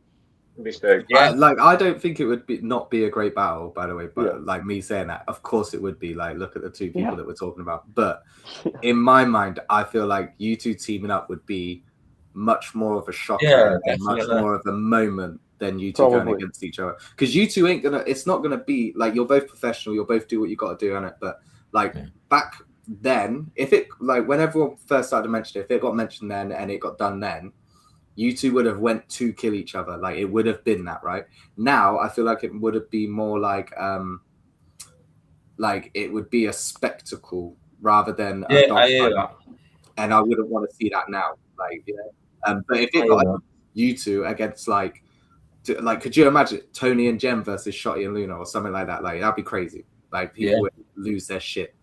Tickets would be sold straight away. Can I ask you, Shotty, following on from what Danny's saying here? Obviously, I know you've won the belt now, and it's probably I was going to say like a difficult position to be in, but it's definitely not a difficult. I just mean maybe not like obligations, but probably you might think you have to do certain types of battles right now, is what I'm saying. But would you ever do a 2-on-2? Just following on from what Danny was saying. Now that you've got a bit more, I don't want to say time almost, but like you've done it right. You're at the very top of your game. Would you do a 2-on-2 now against Frankie and Sean, or Gaston Crow? You know, it'd have to be with one of the boys, and it'd have to be with Bobby, Biz, or Briggs. It'd have to be one of the guys. Bobby. Yeah, that'd be crazy. You and Bizzo. Yeah. Crazy. Yeah, but as far as like someone elsewhere, I probably wouldn't. Like, do you know what I mean? Like, you do a movie with me and an American versus whoever, or boom, phoning each other and whatnot. I probably wouldn't. If we can be in the same room and write it, then But I don't know. It might be hard. That might be.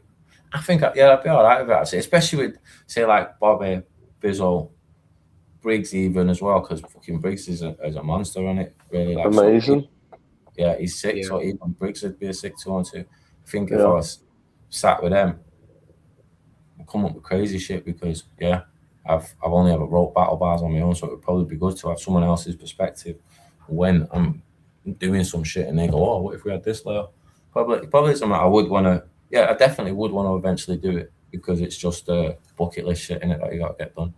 It'd be so cool, lad, because you specifically bring like such a conversational aspect of rhyming to battle rap. Like even your stuff in I think it was the second round for me. There's a bit where you'd even turn around to Briggsy and you're speaking to Briggs or like addressing Briggs mid-round, and pushed him about in that. It's funny, like, because you said it once, everyone went mad, and then you like when you ran it back, you like started proper pushing him.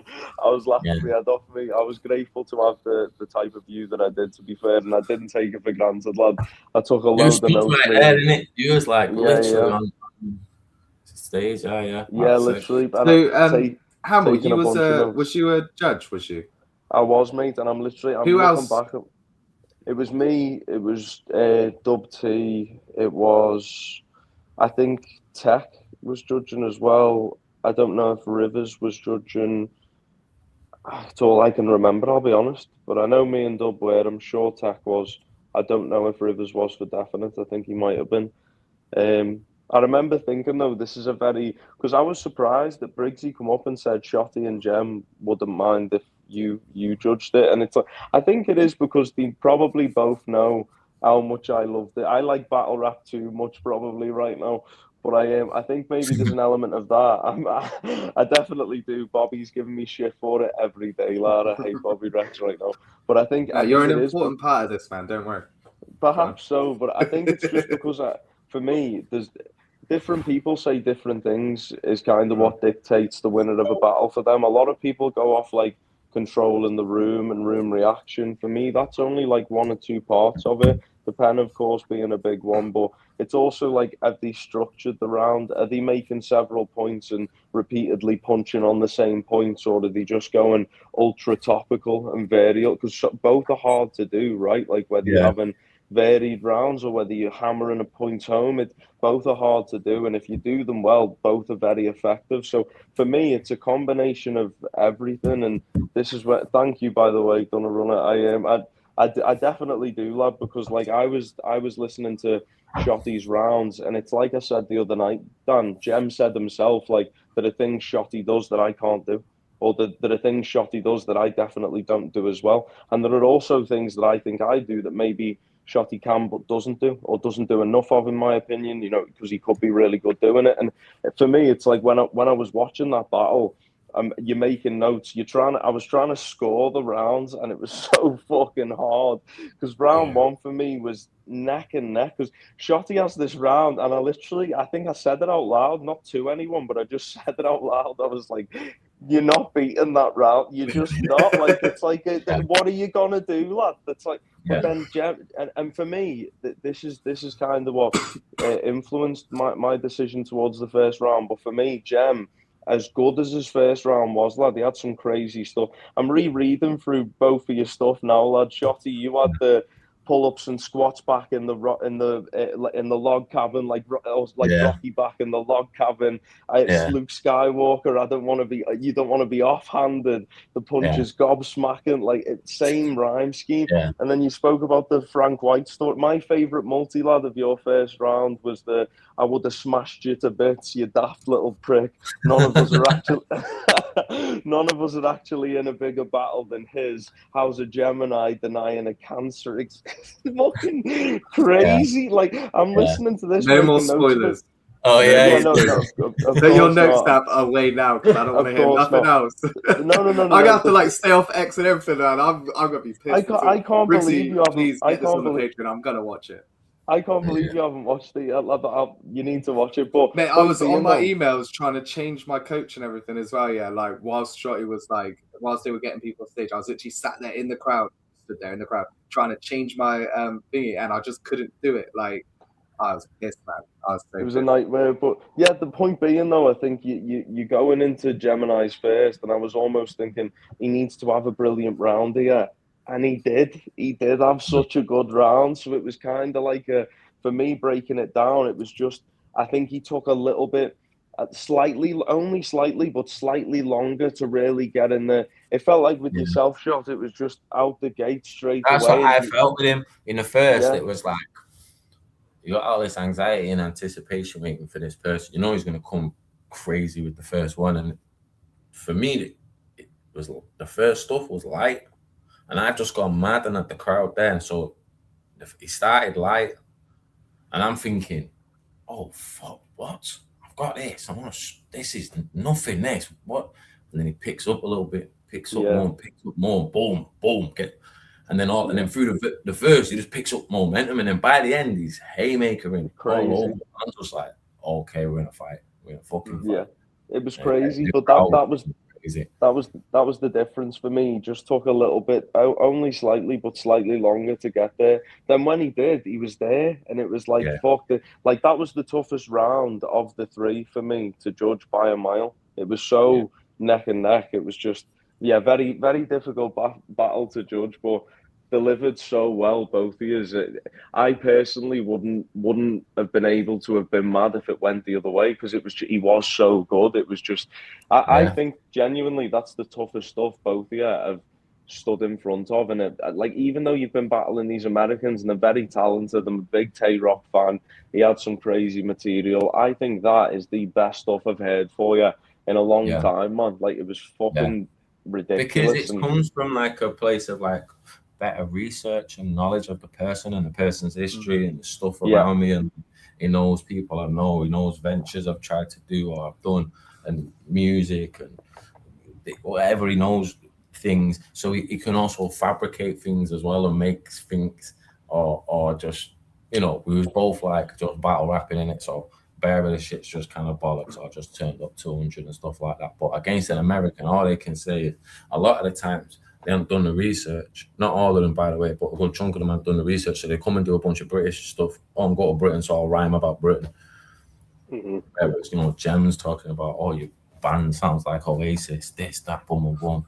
You fucking got, I don't know, like loads of little details where you're like, all right, that's pretty cool. You've got a more layered look of me, and it's cool when someone's wrote these rhymes about you in it. It's sick, really. As much as you're getting this, it's like it's pretty sick. You're going mad because you're like, oh shit, that's about me. It's pretty funny. It's such a I think you noticed it in the respect. Go on, mate. I think you noticed it sort of what Shotty said there with Americans. even with Tay-Rock, he had great material, but it was a lot of name flips, sort of like horror movie bars and stuff like that. And with Geechee, you sort of noticed it as well. Obviously, winning Body of the Year, I think he prepped, but he didn't prep well enough, and I don't think he got what he expected out of what he wrote. And then obviously, like you said, the thing with Geechee as well. Geechee wasn't ready for that jet lag. Yeah. No. When I seen him on stage, bro, he looked fucked, bro. And I was like, I told the people he was with, I was like, yo, he's jet lagged, he's fucked, mate. So his bars weren't going in his head anyway, and then add the jet lag to it. Yeah. And then with Jem, obviously you've had this sort of this build up for God knows how long it's been, and you know the diss tracks and sort of everything else, the back and forth. So you know each other, as well as opponents can know each other, and you noticed it in the battle with the material that was written, and it was just it lived up to everything that it should have been. So yeah, definitely, I appreciate it, man. It definitely did, man. He was amazing as well, man. Unbelievable. Yeah, one of the I'll best. have to take your guys' word for it. But, you know. Sorry, Danny. Lad, buy that pay-per-view, lad. Do us all a favour. No, Get the rewatch. I probably am gonna. Everyone in the chat, even if you was at the event, man. I bought that shit the same night, Mila, just so I could listen to Roots' stuff again. I'll be honest, like Roots' first round was crazy, man. I've not seen nobody. We're gonna watch some of the stuff in a bit. We're waiting on the food. We're gonna watch it. Do you know what's funny, Shotty lad? The only battle you've ever seen live of me in the room was Jim Bob Gnarly. How funny is that?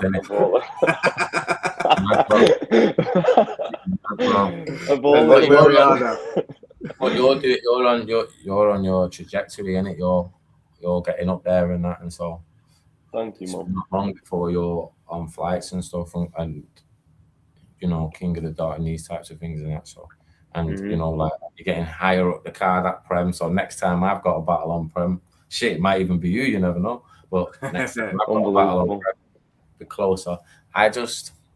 With this one, normally I do show up earlier, a lot earlier for the show. But this one, there was nerves and anxiety and all that, and you know, means a lot.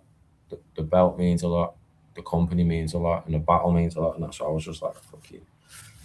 You know, you're going through it a bit before it, so as much extra practice as you can get and stuff like that. And like I say, when you go to an event, you have to socialize so much. And then once the people who are in the venue have a few beers, they don't really think to, yo, let me leave him alone because he's trying to recollect some words he's got to say on stage in a bit. They just think, yo, are you ready, G? Yeah. What are you saying? No, you got no new tunes coming out, bro. And I'm like, fuck, I've got to battle someone now. So then this time I was like, yo, let me just take myself away from that, not do that. And I'll get there late. And I got there a bit too late. And pretty much all the battles were done. I think the one, I think I saw bits of yours, but I was starting to lock in and go over my shit now because on the stage I was conscious of you. I saw some of the 2-on-2, but again, when I was the Sean, you're just in the zone at that point, though, aren't you? You've got to be in the zone at that point. I'm trying to go over my shit in my head, but I'm also trying to like say hello to a lot of people who are coming up to me and stuff like that, and then I'm like, right, fuck.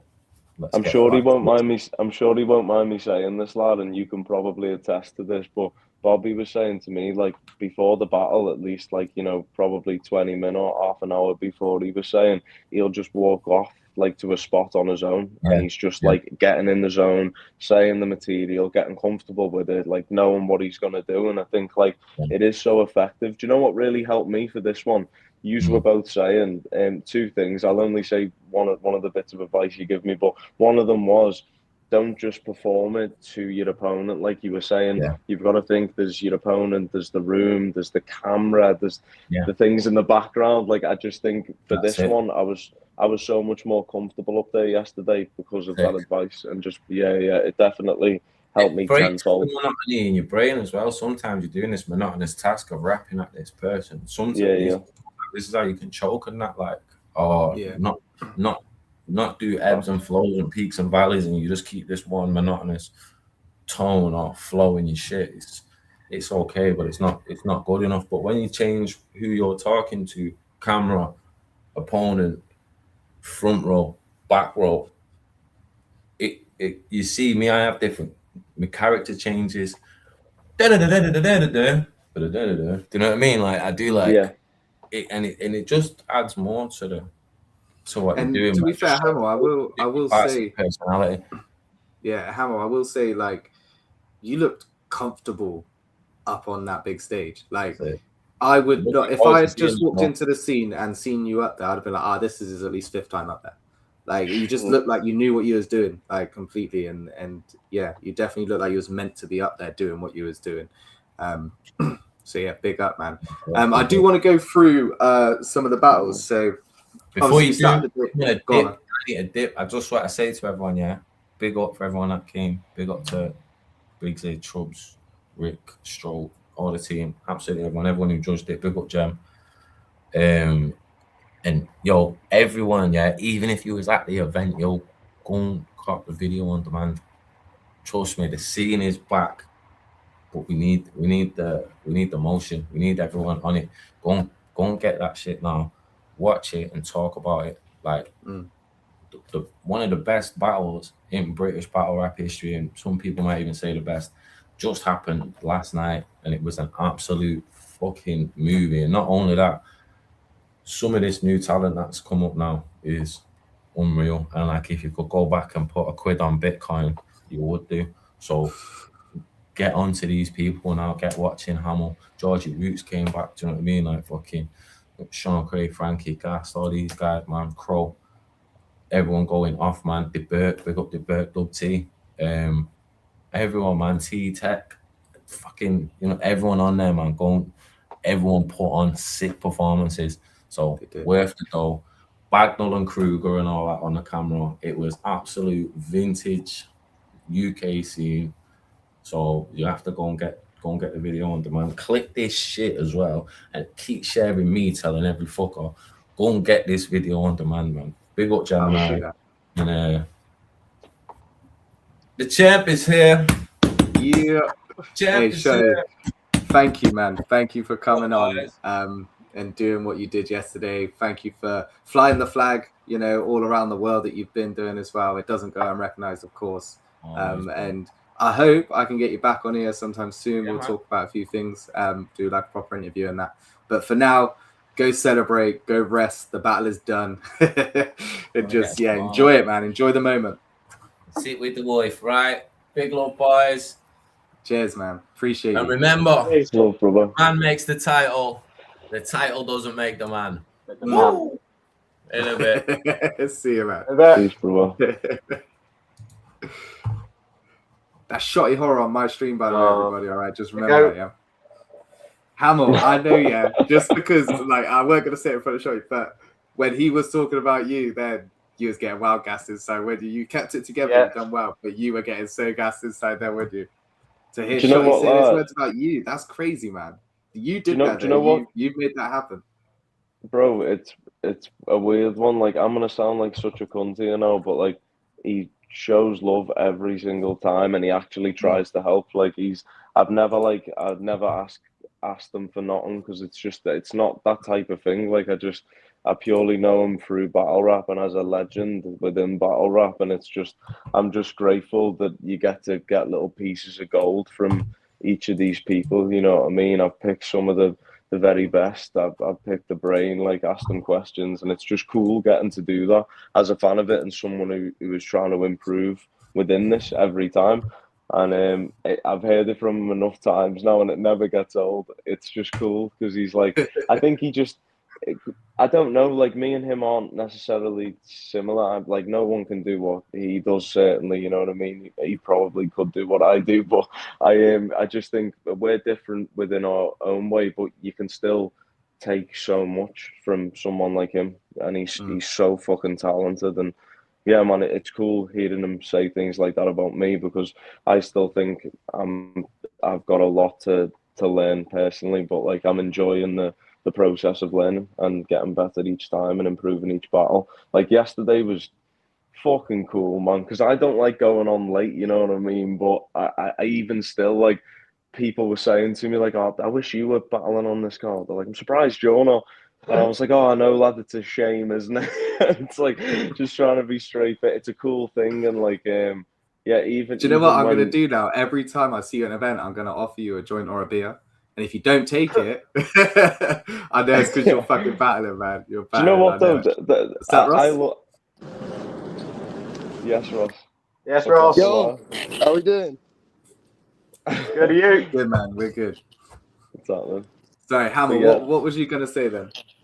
Yeah, no, it's one of them. Like it was such a good experience because Roots is very experienced, isn't he? And he's had a lot of battles, and I think I knew he'd be hungry. I knew there'd be a lot of ideas he would have had stored, just like different bits he'd been piecing together. So I knew I was going to get a good Roots, but he was really, really good. I think even like. Because he wanted to go first as well, I thought, okay, he's clearly got a really good round one here, and I kind of anticipated that going into it. Thank you, Troy, you legend. Me, you, and Troy were actually speaking about this yesterday, Joe. Oh, and you, Ross, as well. We was actually speaking about this yesterday before the event started, and we were talking about how you should be on the card and things like that. And I said about the conversation we had when you said you've sat down with battlers, you've actually went through material with them and stuff like that, and you've really honed in, and you was even picking out parts that you did actually do, and crazy, man, crazy. I think that's one thing that a lot of newbies do make mistakes by. I mean, we were talking about 9-2, which obviously very different levels that we're talking, but he was given a lot of advice from a lot of good people, and he didn't apply it. Do you know what I mean? Yeah, and it's a shame because he had some fundamentals. He came in very weirdly and very wrong, but he could have done something. Do you know what I mean? But yeah, unfortunately, maybe I think some people though, they just, even if you give them the advice, they just don't.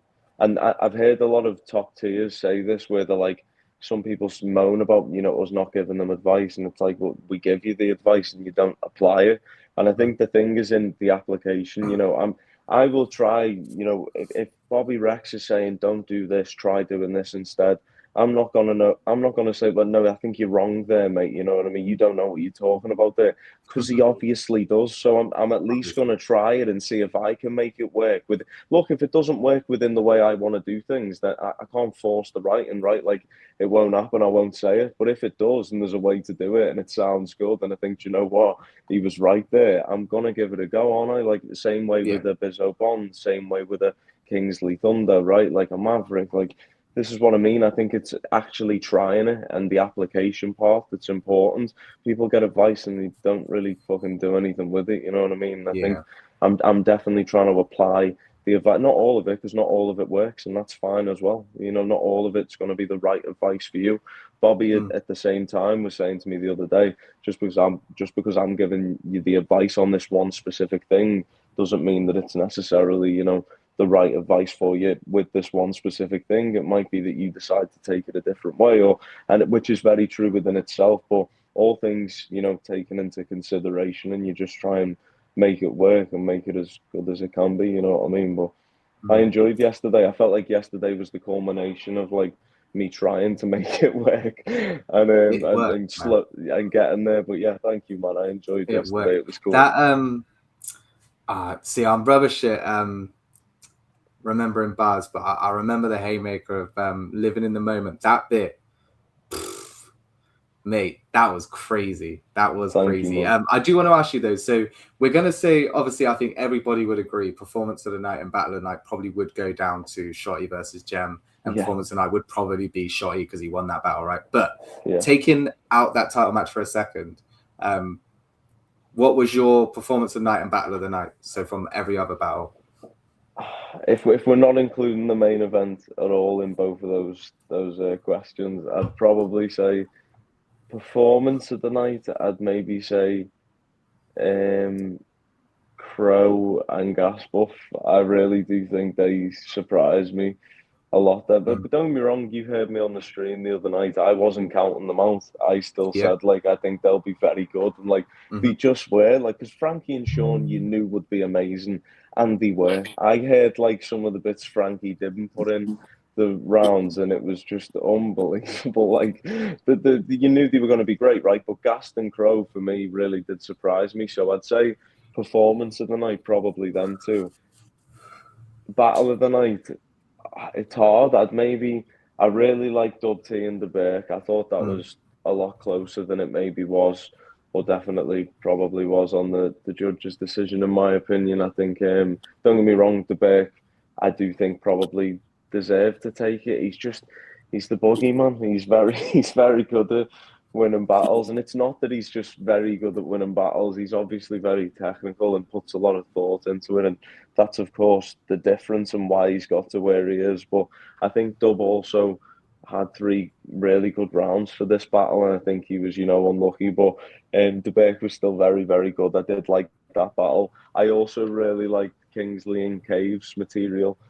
Black Tea and Tech done a lot better than I thought he would. So maybe that for battle of the night. I don't know, man. It was every battle was a good battle on this card. It is a difficult question. Yeah, it was a great card. From top to bottom, it was a great card. Briggsy was good, lad. Like, yeah, Briggsy was half sick, to be fair. Like, it was a cool card. I enjoyed it start to finish. All right, we will go through the card, but Ross, I'm going to ask you the same question, and then we're going to start going through the card. All right, so what do you reckon? Performance of the night and battle of the night. Easy for me, man. I think Hamill's just being humble, bro. Battle of the night. If we're excluding main event, it's Hamill and Georgie, and then performance of the night goes to Hamill.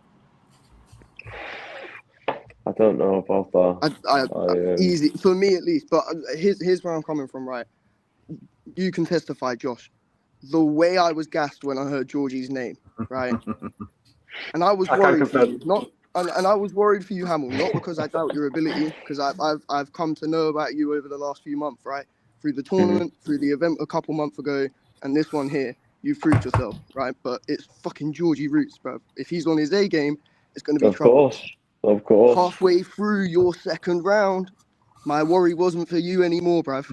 The way you looked like you had been there for time. Yeah. You were natural, bruv. You were made to fucking do this shit, man. You proved that yesterday.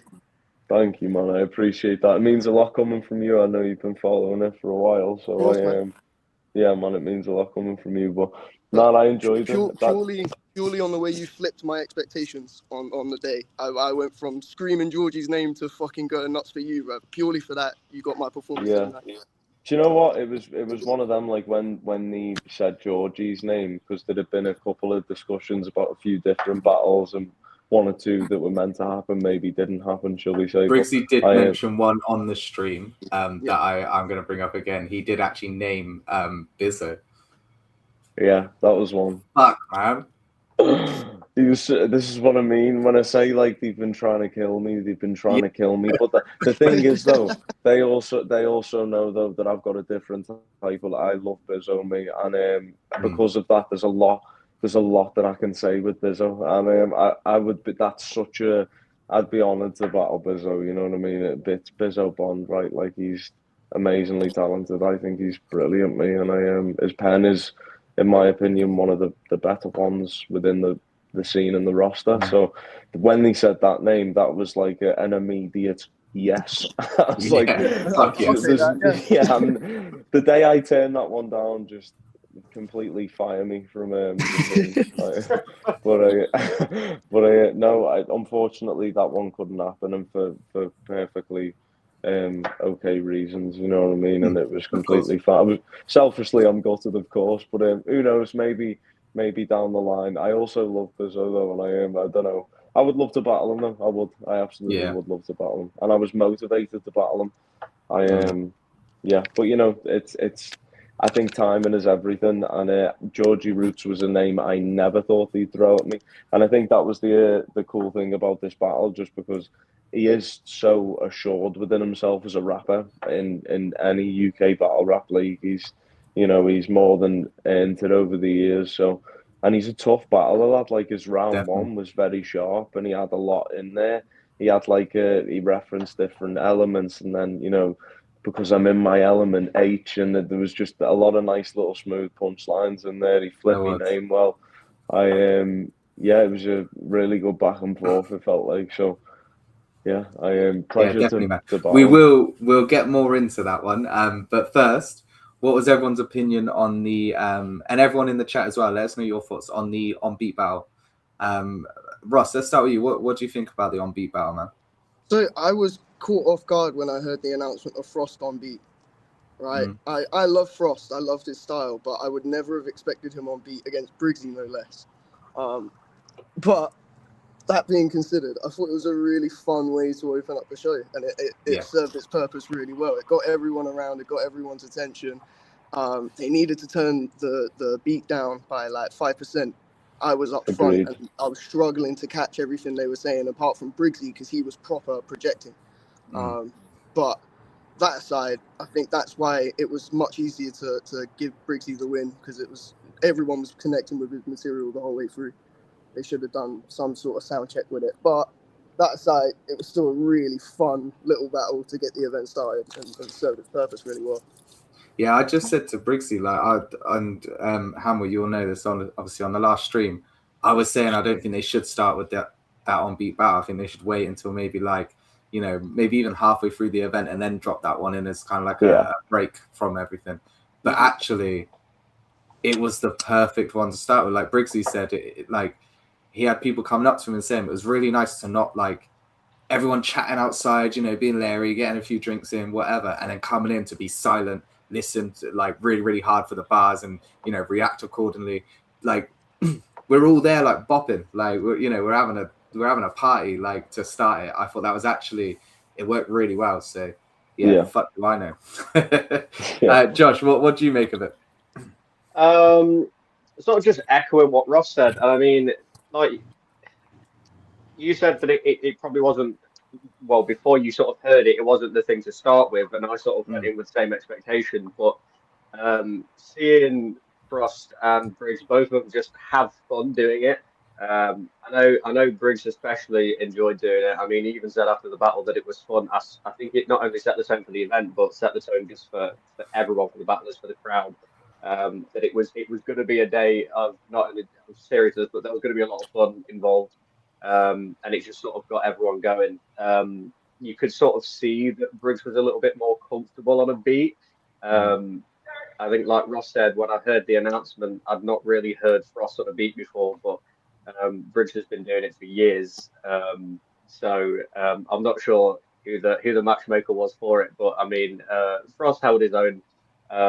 But yeah, I really enjoyed it. I thought it was a good way to start the day and get everyone going. Definitely, man. And Hamel, anything extra to add to that? I am sorry, I was just reading the comments as well. What did the Trub say? Who did you guys have winning of the battles? I was just going to answer this. Trust, we're literally going to go through all the battles now and do that, so you're right in time for it. I'm guessing this is the comment that you was reading, right? Yeah. Well, I was reading both actually. I was reading Trub's as well, but I was going to say about Ryan's one. We were obviously, me and Dub were meant to battle on the older stroke card in December. We were meant to do the 2-on-2, and we both agreed. I think Dub's an incredibly talented battle rapper. I think he's brilliant, and when we both wrote for the 2-on-2. We were both in agreement. That was some of our best stuff that we've written. We were really. It's so good writing for a 2-on-2. I was speaking to Kingsley about it. You've got someone to kind of connect with creatively on different and get a different perspective from. As Shotty was saying before, it's a different way of approaching it, right? And it's so cool when you kind of connect in your own style with someone else's like that. And when it works really well. And reading Ryan's comment there, I want to battle Gaspuff a lot. And I will battle Gaspuff at some point just because he's a good friend, and I would love to battle Gaspuff. But I would also, that 2-on-2 team, because of how impressive they were over the weekend. I know Dub well, and I know he probably isn't thinking about a 2-on-2 battle right now, which is completely fair. But if he was, though, I think he probably wouldn't say no to a Gaston Crow. Just to answer your question, Ryan, neither would I. I would definitely accept that battle. I'm just going to message Gaston Crow quick a second. Hamel, we are calling you out. Hamel wants to smoke live. Absolutely live not. Smokehouse. They said they would smoke you. Come on to the Smokehouse. Nah, it's one of them. I don't think that'd happen right now, but who knows in the future? Definitely, Dub's great, man. It's cool writing with him. So, I'm a team like them too. That's an incredibly you're really motivated to write for that. If you me at least anyway, and I reckon probably Dub as well. But yeah, no, the first Battleman was crazy. To kind of answer what Trubs was asking, I suppose for me, I probably definitely had Briggsy taking that. I think Frost's second round was much better than his first, but I still think in the third round where they were going back to back, Briggsy was a bit cleaner. I think Briggsy was a lot cleaner in the first round, which fair enough. Frost just like getting used to it at that point, getting a feel for it. But I think Frost was a lot better in the second round. He was a lot clearer. He was a lot more in time, I felt like. But still, overall, I'd have to edge that one to Briggsy, I'd say. Yeah, I agree with you guys. I did like the fact that it wasn't just each of them having a round and then, for free. I do like the 4-bar back-to-back on the end. Yeah. That was really, really cool.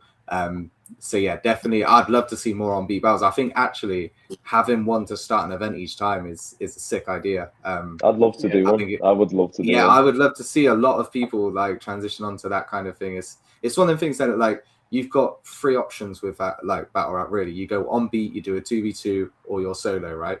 Like surely you want to try and do all 3 of them. I guess it's freestyle battle as well. You could throw in there, but like surely you would want to try every kind of element of battle rap that you can. And yeah, I'd love to see, because I can imagine I've got I've got a playlist that is just battle rappers music as well, like on my Spotify, and there's like 50 songs on there because there are some really, really talented musicians and performers in that battle rap that I don't know why they don't happen more often anyway. Some of my favorite battles from back in the day were on beat battles. But yeah, great way to start the event. Like had everybody bopping, had everyone like proper in the vibes for it. And then it went on to Black Tex versus TLM, which I still don't really know what TLM stands for. But they don't know, you don't deserve to know.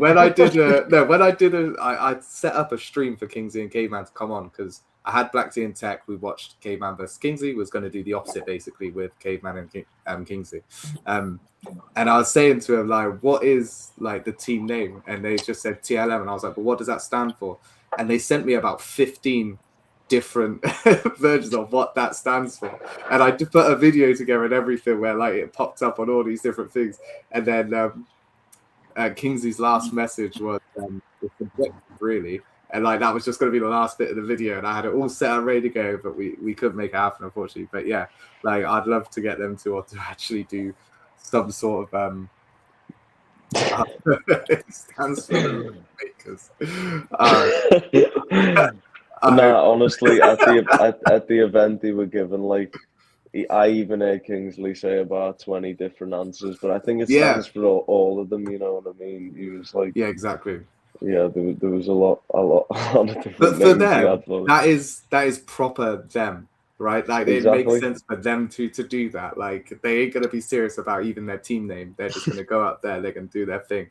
Well, how did you score this one? How did you score this one? So for me personally, I think Black T and Tech like proper shun in the first round. Like I think they smashed it out of the park, and the way that like they utilize like the whole Tech being anti ha ha he he, Black T being a bit more cheeky sometimes and a bit more like jovial in some of his bars and that. I think the way that they utilized almost bumping heads in the like you could imagine in the creative like part of what they were like when they were creating it, they probably did bump heads a few times to be like not in a negative way, but to be like Tech would say, I wouldn't say something like that though. Like, and I feel like they really shown that through their performance, which was one of their biggest strengths in that round. But I do feel like the second and third, they kind of, I don't know, it seemed like they either just stayed at that on the first round. Well, they didn't stay at that level, basically, is what I'm trying to say. Like on the first round, they were like out there. Like they were fully going for him. They had everything, the chemistry, the choreography, everything was down, like perfect. But then I feel like the second and third weren't as strong. Whereas I think Kingsley and Caveman went from strength to strength to strength to strength. And their third, the whole chip shop thing was fucking hilarious, man. Like absolutely hilarious. So I've got it 2-1. I think the second could probably be debated. But I've got it 2-1 Kingsley Cave with the second and third. Not by much though, if I'm honest. Like I think the second round is the most debatable, if I'm remembering correctly. So yeah. What about you, Hamill? We'll go to you first. What do you think about this one? To be honest, mate, I agree with yourself. I think Black Tea and Tech's first round was probably the best of their three. Really good round, actually. I think like they got the crowd on side quite well. Yeah. Actually, I was a little bit like fucking hell. And Kingsley and Cave's first round was really good still. Like I was laughing my head off, but I still kind of did come away from that round thinking fucking hell that they might be in a bit of trouble here. But second round for me, like just bounced back so well. And like I think T and Tech did slow down a little bit that round for me. They were still, don't get me wrong, they still had good material in the second. Like I remember halfway through, they were both saying some shit back to back, and I was thinking, this is great, this. But like for me, Kingsley and Cave were a lot more like, I don't know, for me, a 2-on-2, it needs to be rehearsed, right? And it needs to be choreographed, and you need to know each other's bars. I also think there needs to be an element of just getting a feel for it in the room and kind of going off just what feels right in the room and kind of letting the crowd. It can't be too choreographed, isn't it? It's got to be natural. you can't be, and I think they did that so well. Kingsley and Cave, I just think they were so calm in there. They were having a laugh up there, and I think because of that, for me, they looked more confident in the second. They sounded more confident. They did a bit more for me, and then the third, it wasn't even for me. I don't know what it was. I said this to other people, and they were like, yeah. But T and Tech's round felt so short to me in the room, the third round, and I was a bit like, that felt like a short round to me, and then Kingsley and Caves felt long, like I think because of how short theirs felt, and theirs might have been a long round there. I don't know, but it felt short to me, and I was like, wow, I don't know, but even still though, I just feel like the chippy thing, lad. It's the conversational aspect again, but like they did it so well and they performed it so well. So yeah, I give it 2-1. I like their angle as well about like the Amazon River. Like these two are posh. Like that was hilarious as well. Like coming from the Amazon River, brother. Was so is it in the room with us now? I'm thinking, wow, Tech. I'm thinking, how, Tech? I'm thinking it's the Amazon in the room with us right now. I was laughing my head off me. Josh, how are you calling it, Josh? I mean, you bastard stole my answer. No, I thought it was the exact same. The first round, I think Black Tea and Tech came out and smashed it. It seemed like that was their strongest round. It felt like their most polished round as well.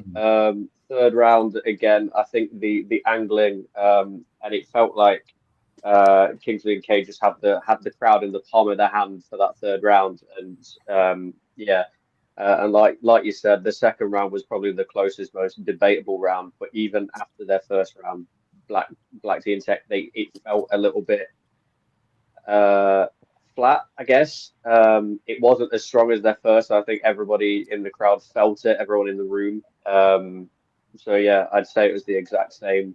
2-1 to Kingsley and Cave. Cool. I think all four of them had fun with it again. I think Caveman and Kingsley, they didn't try to have anything serious in it. They sort of showcased the writing as well as the comedy aspects of it, and they did that through all three rounds. Whereas Black Tea and Tech, they sort of had a comedy approach with it in the three rounds, but they also tried to add a serious aspect to it. I think was especially with Black Tea, I know he likes to do that, and I think just for the crowd and how what everybody wanted, I think Kingsley and Caveman sort of just had it for all three rounds. So yeah, I'd say it was 2-1 Kingsley and Caveman. cool. Ross, before I ask you, I do just want to say, people in the chat, let us know what you think. If you agree with us, disagree with us, let's hear it. Let's debate it. This is what this event's all about. Let's get this conversation going. Don't forget to hit that like as well, guys. I should probably do all the housekeeping shit. Don't forget to hit that like, subscribe, all that good stuff, please. Who knows? We could all become YouTube famous one day. Ross, what are you saying? I'm going to go through this one and dip because I got some stuff to do this evening. But yeah, all good, man. In the room at the time, I actually gave it 2-1 to Black Team Tech. Okay. I agree with all of your guys' assessments on the round, though. I think first round out the bat, Black Team Tech's chemistry was full on display. The trustful thing for me was the last thing I expected their man to do, but it was sick. I think their chemistry showed a lot better than Kingsley and Caveman's from the get-go. But as the rounds progressed, you started to see more of the chemistry between Kingsley and Caveman, and that really, by the third round, had resonated with the audience. I agree with your assessments. For me in the room at the time, I think Black Team Tech took the second round, but maybe on rewatching it and reconsidering, teet and tap between the two. But I can't argue with you, man. Like, that's what I said. The second round, like, it was wafer thin, and like, we're gonna go through all these battles. We're gonna say who we think won, who we think lost. It's all subjective. Nobody had a bad performance. Like, nobody lost stock in these battles at all, right? Like, just to put it out there, the disclaimer. Like, everybody was on job. Great day for everyone. Everyone. Yeah, 100%. Definitely, man. Definitely. So we're kind of at a consensus of 2-1 Caveman Kingsley. Ross, obviously you're saying 2-1 Black Tea and Tech. So in the chat, let us know what you guys think as well. We then had a bit of a break. And then, Ross, are you heading out? I'm going to get out of here. All right, man. Take care, lads. Thank you for coming on there, man. Take it easy, bro. I'll see you guys at the next one. Yes, definitely, man. Take care, bro. Take care, lads. I have put the link in the chat if anybody does want to come and join. I do have two spaces. I don't pay for StreamYard. Fuck that. I am going to look into it, though, because there's things I want to do that I can't do at the moment. But yeah, come join us. Come jump on. Let us know how you think, how you felt the event went, who you think won, and all that kind of stuff. One thing I do want to talk about, obviously, we had the break, and then we came in to watch the pit. I've been waiting to watch this for ages, man. Like, I've been really, really excited to see what this is about. And it lived up to the hype for me. I really, really enjoyed it. Like Briggsy said, it was weird to stand and watch a film during a rap event. But I think watching it there and having the kind of commentary running through, little comments made from people in the venue and that, I actually think it added to an experience. I almost expected everyone to start clapping like the end of Spider-Man in American cinema or something like that. Do you know what I mean? Like, it was actually brilliant. Like, when the host, when Jamie in the film says, like, Manchester, make some noise, I was expecting everyone in the venue to make some noise, and I almost did it, but no one else did. So I was like, oh, yeah. But yeah, it felt really cool. What do you guys think of the pit?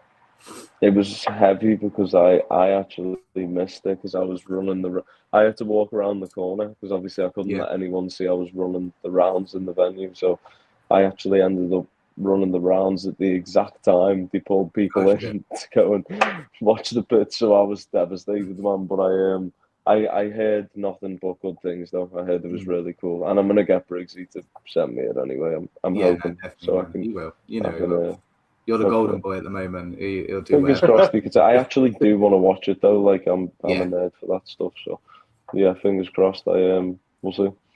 Yeah, no, definitely, man. Josh, what do you make of it? I thought it was sick. I mean, like Hamill just said, I'm a bit of a nerd myself for film. I love film. I mean, I've got a TikTok channel dedicated to film and TV. So yeah, when it comes to that sort of stuff, it's sort of, I feel like I'm in my element. But yeah, you could tell that they worked hard on it. Even I mean, from an outside perspective, if you don't sort of watch film and appreciate it in the way that it's supposed to be appreciated, you can sort of see like it's just the 10 minutes can feel like it's short. But they packed a lot in, and yeah, it felt like, as a fan of film and of battle rap, it combined the two, and it did a great job of getting across how fans may feel, how battlers may feel, how promoters may feel when doing this sort of stuff, and I think it gave us an insight into the stresses of it. I don't know if it was originally trying to express his emotions on film, but yeah, I thought it was sick, man. And like you said, it was weird to watch a short film at an event. But yeah, I thought it added to the occasion. They've worked hard on it, and I think to display it on a stage and at an event that they've also worked hard on, it sort of it gave it its rightful platform to show it to people that wanted to go and see the scene thrive, and it was the right audience for it, for sure. No, definitely, man. And I've not watched a lot of short films, I'm going to be completely honest, but like the way that they packed in a proper narrative, a proper story in that 10 minutes, you know, like commendable, man. Like it was really, really good storytelling, really good script as well. I felt there was points that I was thinking, like, obviously they've got to over dramatize what a battle rap event would look like, right, and things like that, right? Yeah. And I get that, and like I quite liked it in the end, like and like putting that kind of drama into what they were doing was really cool. And also, I will say the bars they were using weren't too bad. I know they had like writers. I know Bizzo was on there. I think Shotty did some. Yeah, a couple of Ghost Riders. I think Jem and Tony maybe as well. I'm pretty sure I've mentioned it. They kind of wrote a few things and stuff, or maybe for the Versus one that might have been. But regardless, yeah, really, really good. Hope it does well in you know all the festivals and all that Briggsy's probably going to be putting into in the future as well. So yeah, well done, lads. Well done. Definitely. Yeah, get Bobby back on the big screen. Yeah, man. Bobby was sick. Bobby was actually sick. Like, it seems to be anything that Bobby touches, it becomes really, really good. And I don't get how somebody can be so lucky to have as much talent as that guy has. Like, it pisses me off, but also I love it because I get to watch him. So it's one of them. But yeah, then we went into the second 2v2. This one was one I thought was going to be the most obvious loss, and I've said it. Crow and Gas were on here earlier. I've apologized to them already, so you know, for ever doubting them. I actually think, and I did not think that I'd be saying this, I actually think they took every round. Now, that isn't saying that what Sean and Frankie were doing wasn't crazy and wasn't sick, but Gas said it at the start of every round. Their rounds were very long, and I think that was their downfall, unfortunately. I think they needed to.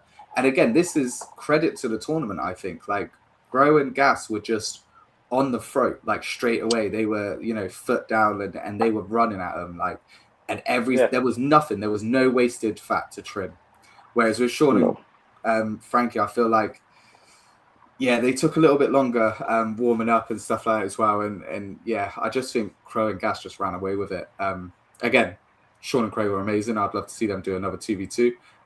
First time doing it, it was, you know, amazing what they did. But yeah, I feel like Gas and Crow 3-0.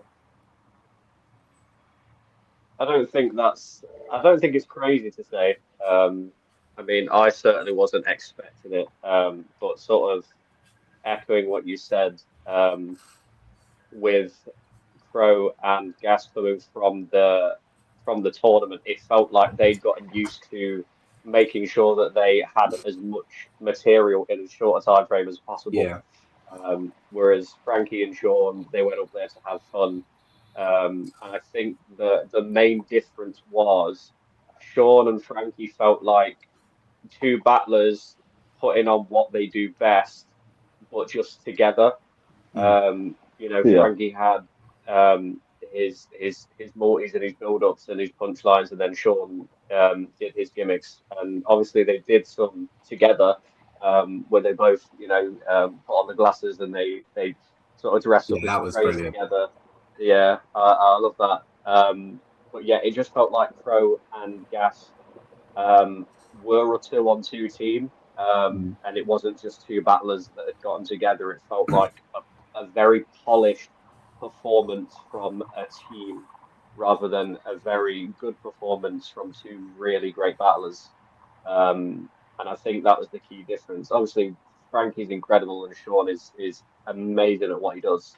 But I think that was the key difference for the two teams. So I'd say you could probably argue that Frankie and Sean took the first, maybe.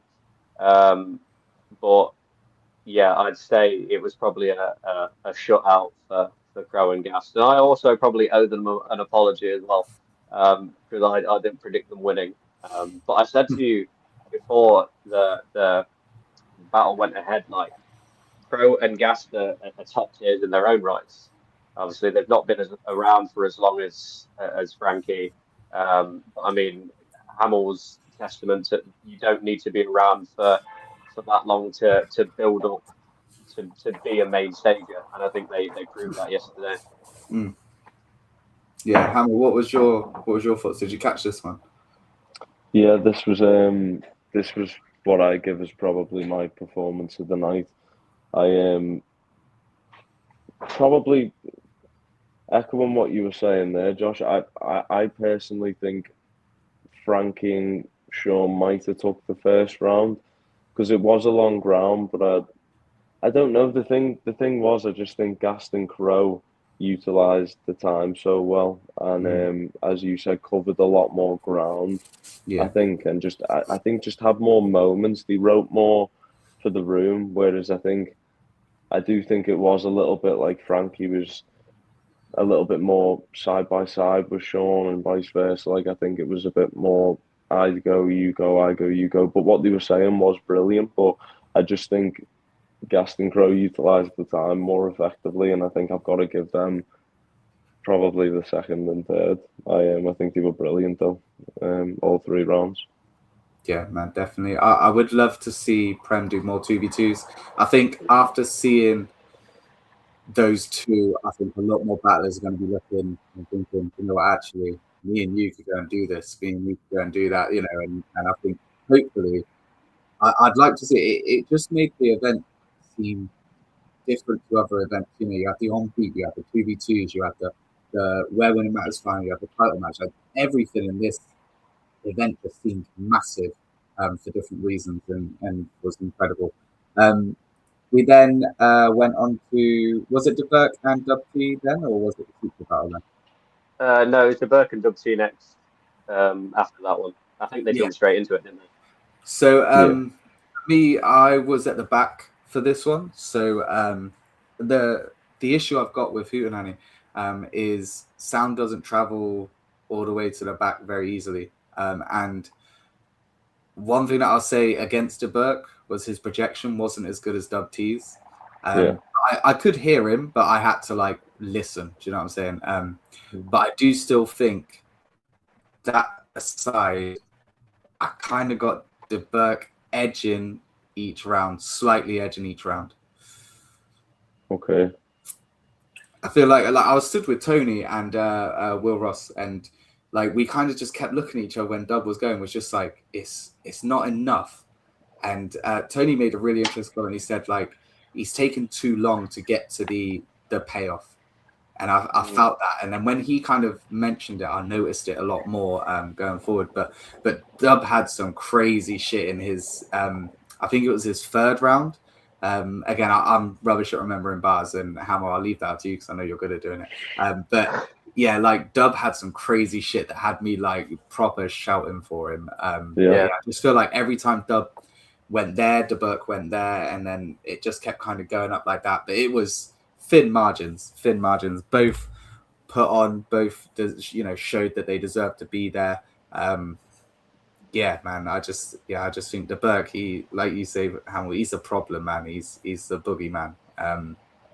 And I think as well, it leans into DeBurk, this kind of tournament and stuff, because even before the tournament, he was taking judged battles. He wanted all of his battles judged. He's always been a competitive battle rapper rather than like a performative battle rapper in that sense. I can't remember, an exhibition battler.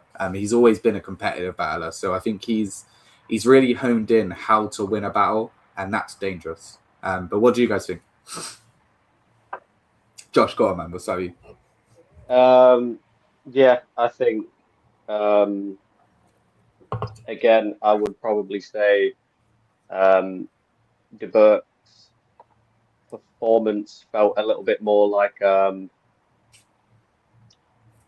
in terms of the tournament, I felt De Burgt got better and better and better, and he still got better in the final as well.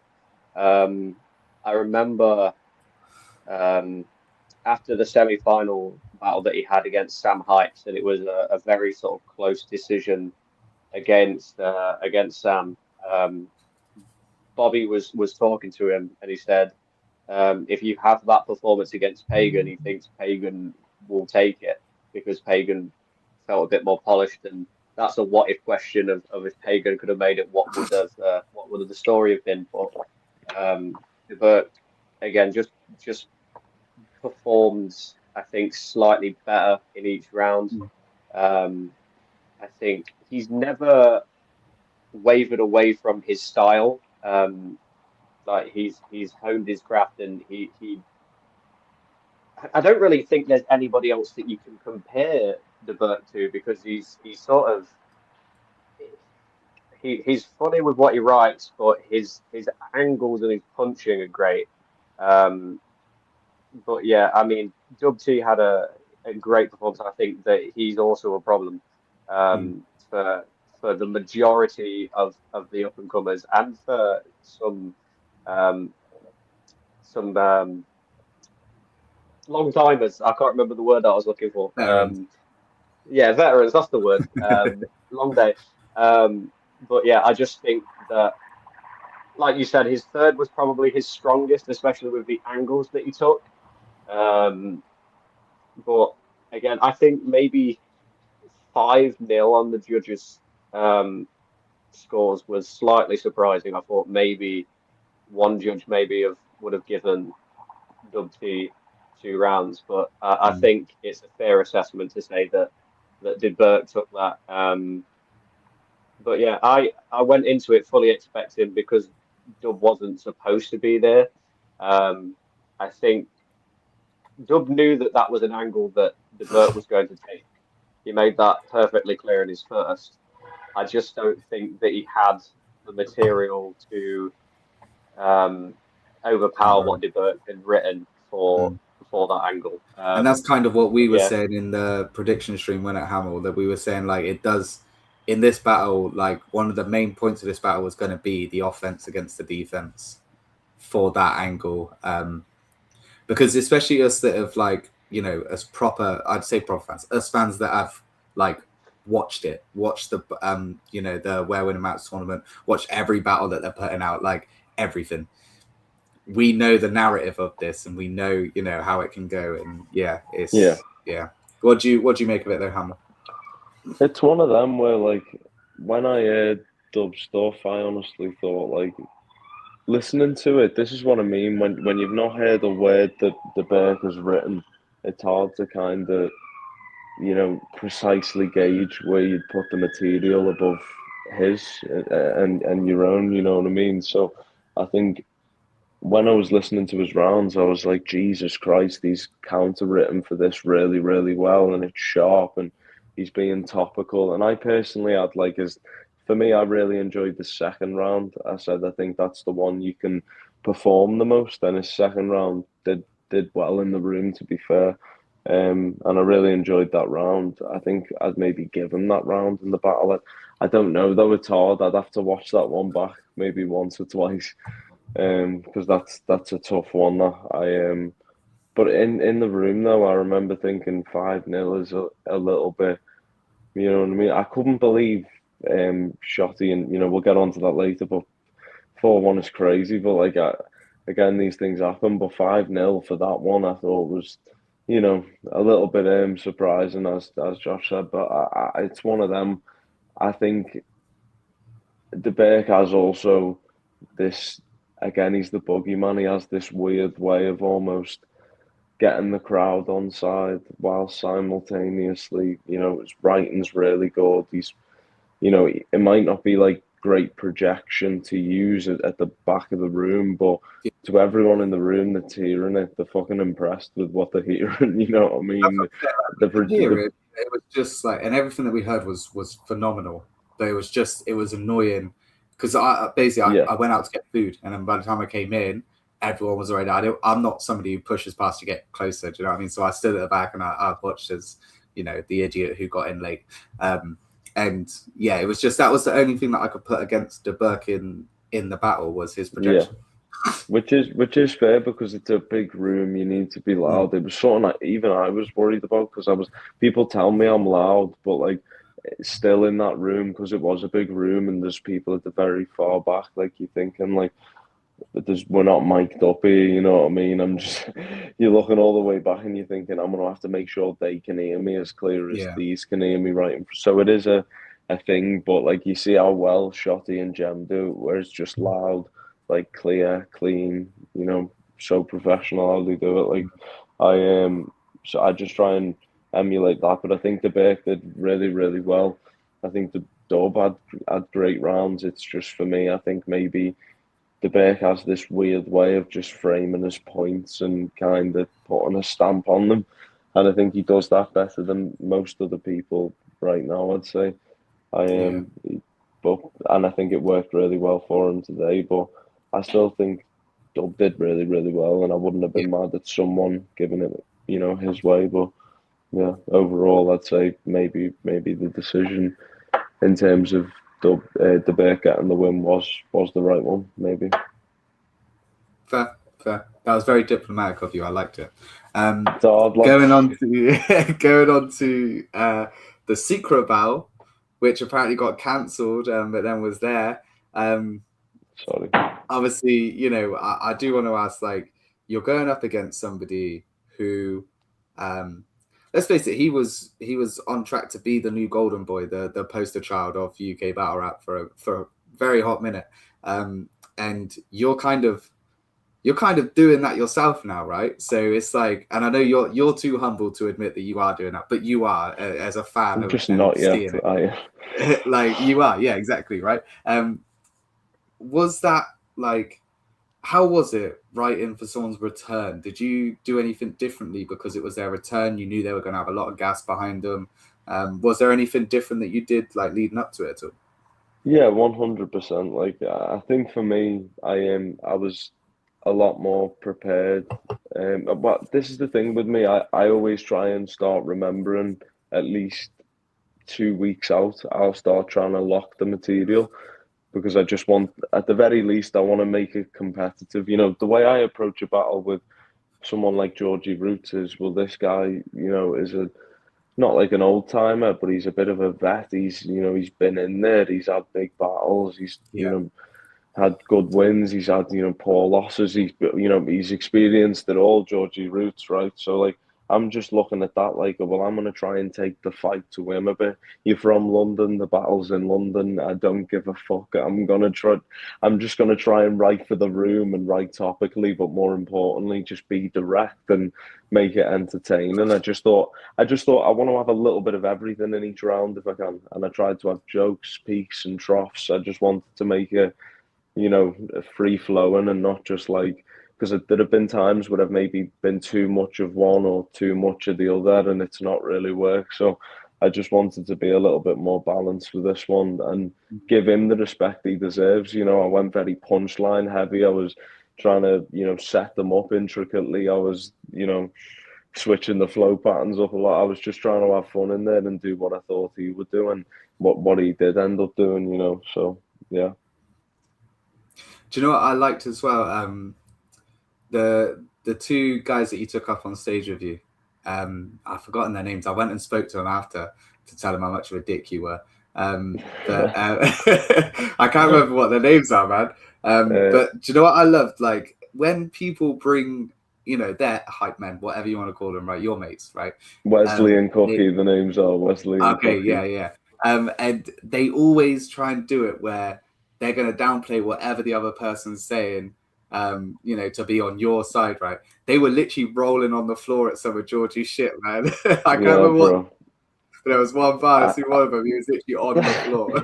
I say to them all the time. I say to them every time, though, when it like, look, if you're coming down and you want to watch it, like, don't be biased towards me because at the end of the day, like, you know, I'm going to have stuff for them that you'll like because me and them have got similar humor or whatever, or think similar about rap, but like the same way I'm saying that to them, I'm also saying, you know, don't be biased, because he's going to have some parts of his rounds that are going to be really, really good, or like really fucking funny, and it's like just react accordingly. I always say, and they always do, to be fair. So fair play to the boys on that one. But sick that you noticed that, and they did actually say to me, they were like, you know that guy, Danny? I was like, yeah, I know. They were like, yeah, he come over before and he was asking. I was like, oh, fucking hell. I'm glad they told you. I'm glad. Yeah, it was funny. Because I was like, oh, I'm not going to see you, because obviously they went into the title match now. I was like, I've got to go. I'm not going to see you. So I was like, let me quickly message him, actually, because in the moment, I've got to tell you, you're an asshole, man. Yeah, man.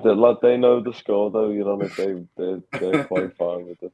But do you know what? I genuinely, I do appreciate you not telling me. I do, because in the moment when that got announced, like as soon as they said it was a secret battle, it clicked, and I was like, okay, all right. And then I was watching everybody else suddenly realize, like, once they announced Georgie, and then everyone's like, who the fuck are we going against? Everyone was like looking around like, Bizzo's here. Oh, could it be Quill? Because they were booked before. And I'm like, it's not going to be Quill, is it? Like, come on now. And like, there was loads of names that people were from. I'm pretty sure someone even said Mr. 13 at one point. I was like, I don't think it's going to be him either. And then, you got announced, and the crowd, man, like, I bet that was a buzz to walk out to that, like, secret battle. Everyone was so excited to see it. What did that feel like?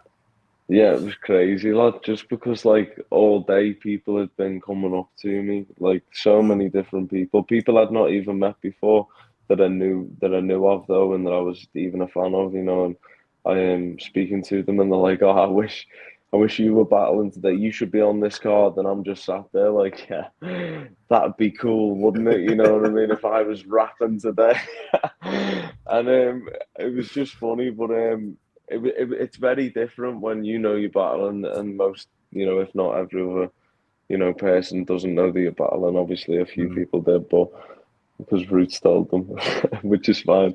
But it was. Yeah, so I was going to ask that, because Briggsy did say that more people knew than what he thought, and I was like, who was it? Did you tell anyone? Obviously, your mates knew, right? Like they would have known, but did you tell?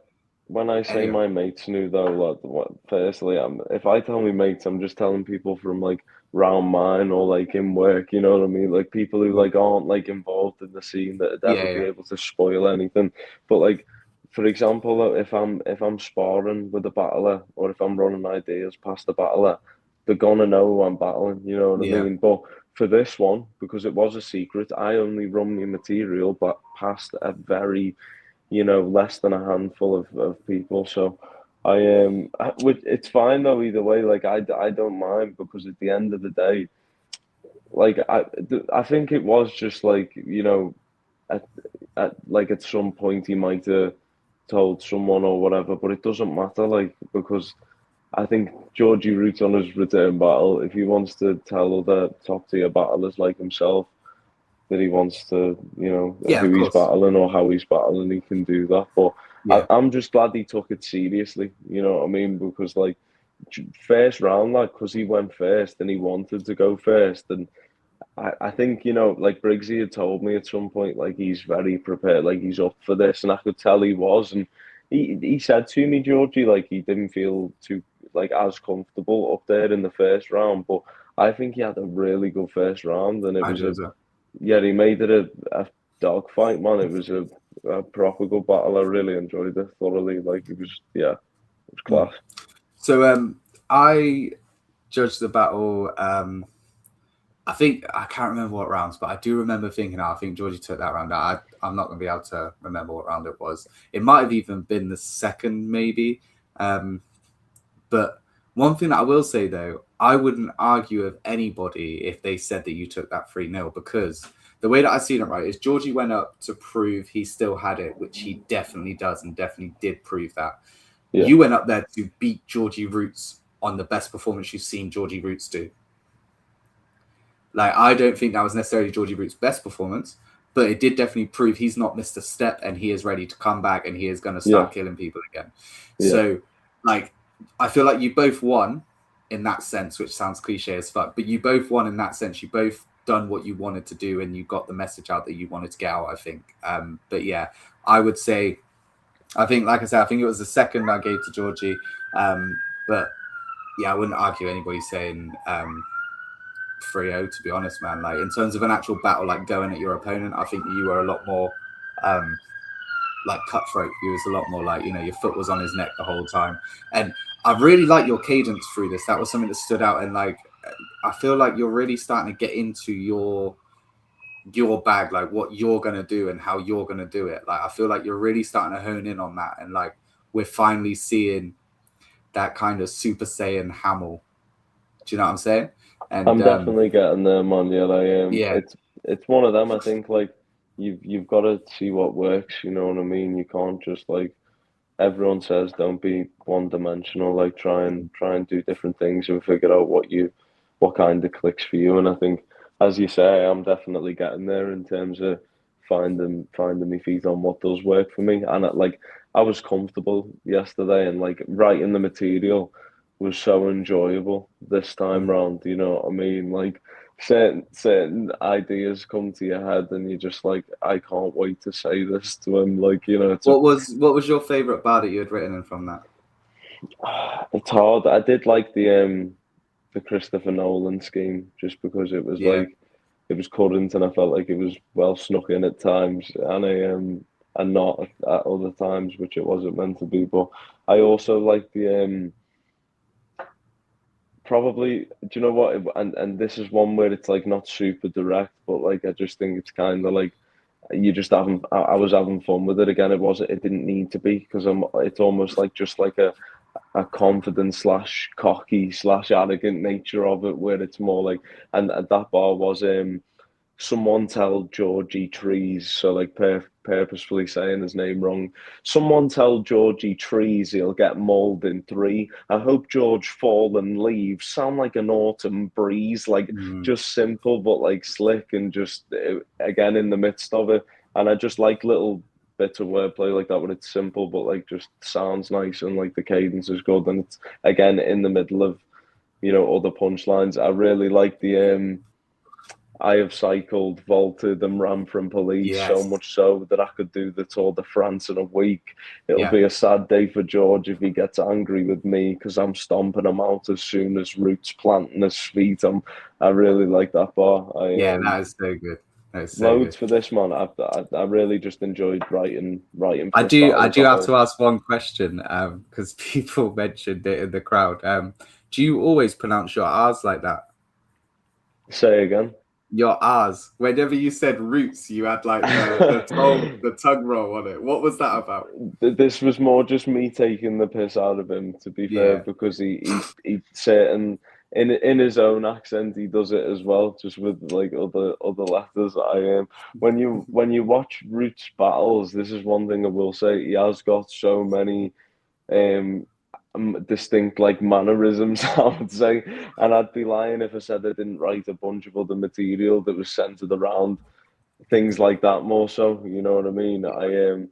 But yeah, I think it's one of them where like I was okay with anything he was gonna try and throw at me for this battle. I think I was just in the mindset of like I belong here with him, and I think I'm gonna do well, and because he's really good, and I never underestimate anyone. I always give him like the respect he deserves, and yeah, I just think I was able to diffuse some of what he said. Like I knew he was gonna say about the impression stuff, but I didn't want to let that stop me from doing anything I wanted to do in that aspect. Like it's just you've got to judge these things in the moment, and he's really good at doing that. But it's been a crazy 4 months.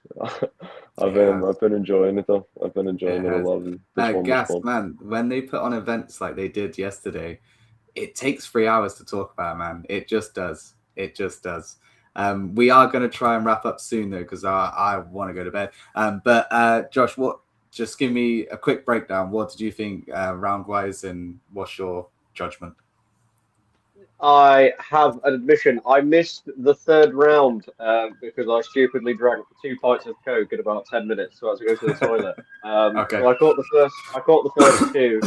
I mean, Ross sort of mentioned it earlier when Georgie was announced. I sort of went into it thinking He's going to be hungry. He's going to have a point to prove.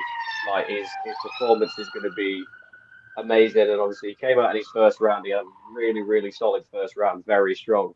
And then Hamill started rapping. And again, I wasn't worried about it being a one-sided affair. I mean, opening up like 4 balls in with a bar about and Widdicombe, and 4 people behind me screaming, "It's too soon." Never too soon. It's never too soon. But yeah, I mean, in the 2 rounds that I saw, I think I think it was already 2-0 to yourself, Hamill.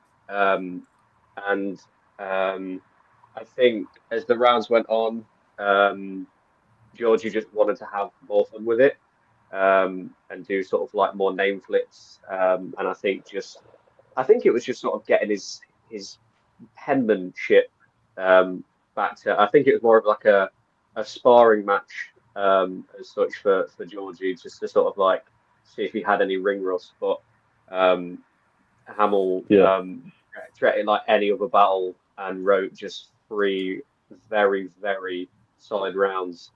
So like I said, the 2 rounds that I saw, I had it 2-0 Hamill. And then I'll have to rewatch it on the watch back when I buy the VOD. There we go. Right, this is the point where I don't get to talk. But we are down to the main event of the main battle of the event, the main event. What were your thoughts? Did it live up to the expectations? Was there, I mean, we all know that it did, and the timeline's been going crazy over it. But did you agree with the judge's decision? Obviously, Hamill, you did judge it, so we'll go to you in a minute. But Josh, did you agree with the judge's decision to begin with? Yeah, I had it 2-1 to Shotty, first and third. I think it was Ross that I spoke to after the battle had happened, and I said it was 2-1 Shotty. And this is coming from someone who discussed it before the battle went ahead, that when Shotty beat Shuffle, I thought Shuffle won that battle fairly comfortably. And I know Briggsy mentioned it, that everyone was talking about a rigging. I don't think it was a rigging, but I think just based on just in the room and the occasion of it, I think may have just, I don't know. I didn't see a judgment where Shotty could have been given that battle, so I was worried. But so yeah, that's coming from someone who was worried going into it. But yeah, I mean, that's the best Shotty that I've seen, and I think going into it, I knew that he was going to be the best he's ever been, but I also knew that Jem was going to be the best he's ever been. And yeah, I just think more importantly than the judgment, it just gave everyone what they were expecting. I mean, the boys, they gave everything that they could. Whether there's a rematch in the future, I don't know. I'd love to see it, or what's next for the title. But yeah, I agreed with the judgment 100%. But yeah, that's my take on it. Cool, Hamill. Obviously, judging this battle, there's a lot of fucking pressure, right? Like, how did you, first off, the judging, because I think 95% of the venue would have said no to judging that battle, right? Like, that's a big ask. Mm-hmm. How do you feel with that kind of pressure? Was it all right? Do you know what it is? I think, like, Briggsy, they all know, Gemini, Shotty, they all know I'm such a big fan of both of them. Briggsy as well. Like, I think it's just, I love battle rap. So I just think I'm not going to be biased in any way, shape or form. I'm going to try and judge it. I made notes at the end of every round, like very quickly. I'm going over the notes. I'm trying to score the rounds. I'm going over, crowd control. I'm going over punchlines, moments. I'm looking at it all and trying to weigh it up in my own head and just go with what I felt, who I felt did more in each round and did better in each round, and who was more effective. And for me, I think 4-1 was harsh. I think Gemini did fantastically well in this battle. Like some people were academia people saying Gemini, like in the crowd, and I was thinking like I couldn't really be mad if you did give it Gemini, but like at the same time, for me, I just think the first round was the closest.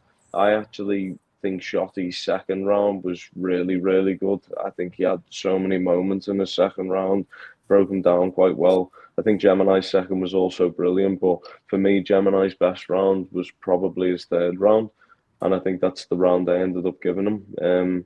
And I was very close on the first round. Like I really was sitting there thinking, "Fucking hell!" Like I've got a decision to make here, and it's an important one. This is what I was just about to say. Like even with the Dub T and the Burke, like 5-0. Like it sounds harsh saying 5-0. But that just means 5 people might have thought that they edged it, right? Or 4 people thought they edged it, you know. I just think it was such a war in the room, right? Like I think it was like a yeah, he is right there, Trubs. I think it was just like in the room, it was like a when you hear 4-1, you just after seeing that war, you know, for fucking half an hour, you just like what? But Gemini was still, you know, Trubs is right. It doesn't take anything away as well from what Gem did in his rounds. Like his material was fantastic. Like my notes that I've got on my phone, lad, are just full of like there's so much for Gemini because he did so much in the battle. And you know, if that first, if he was maybe off the mark just ever so slightly quicker, but like I've seen him do before, and like he was in that third round, like I think for me, I could have went his way easily on this one, but I had to go Shotty 2-1, and I'd have to watch it back. But I don't know if I think I'd made the right decision the second time watching it back, but I think I would. But I'd have to watch it back. No, that's fair. That's fair. I can't wait to watch it. I am actually debating now whether to save it and do a live watch of it. But I don't know if I can. So we'll see whether I get through the next 24 hours without watching it. But if you weren't at the event, even if you was, like Shotty said, get that VOD, check it out. And if you can't do that, get the Patreon. Like it will be up there soon. You know it will. Briggsy, I'm surprised it's not already. Actually, like Briggsy's a workhorse like that. I remember what event was it? It was the event that Georgie battled Koji actually, and we were staying in Manchester that night as well. And before we got back to our Airbnb, every single battle was on the Patreon. Yeah, I was like, "You're nuts! Like, go to bed." That happened at the last one, the Slim one. By the crazy. time I got back, they were all on. I was like, "Wow, that's on the Patreon already." What? Do you know what? Yeah, I've been hoping they was going to be on before it fucking is as well, guys. £10, yeah, £10 a month, right?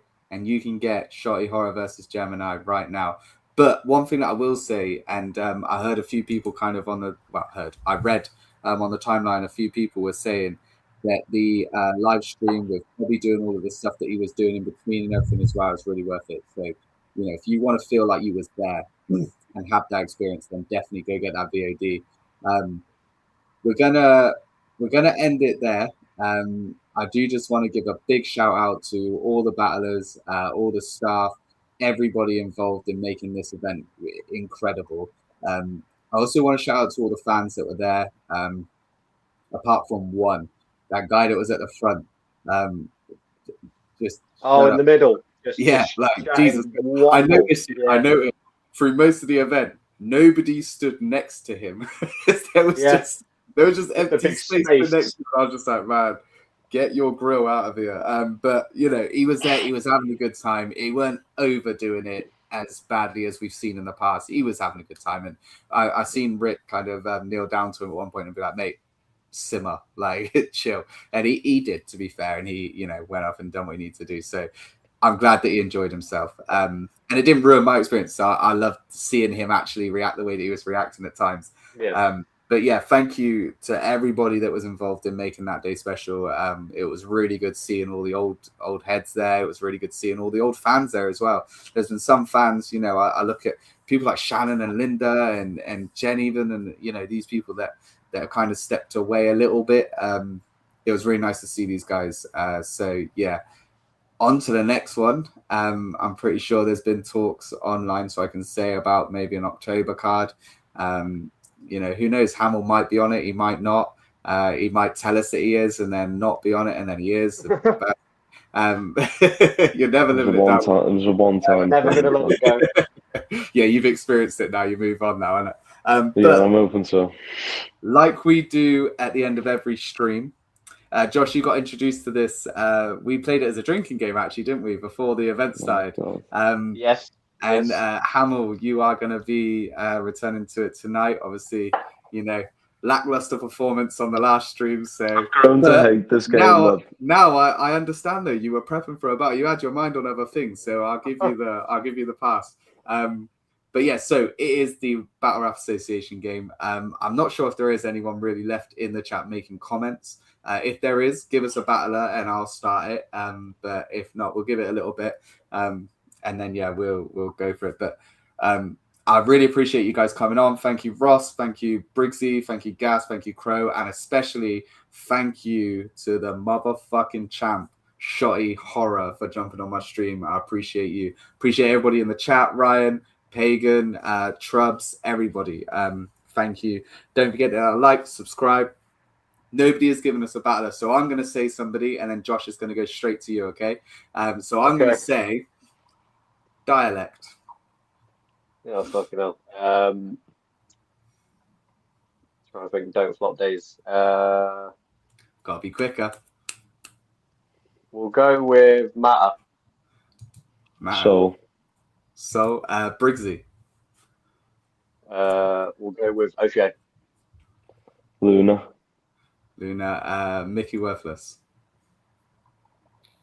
Ooh,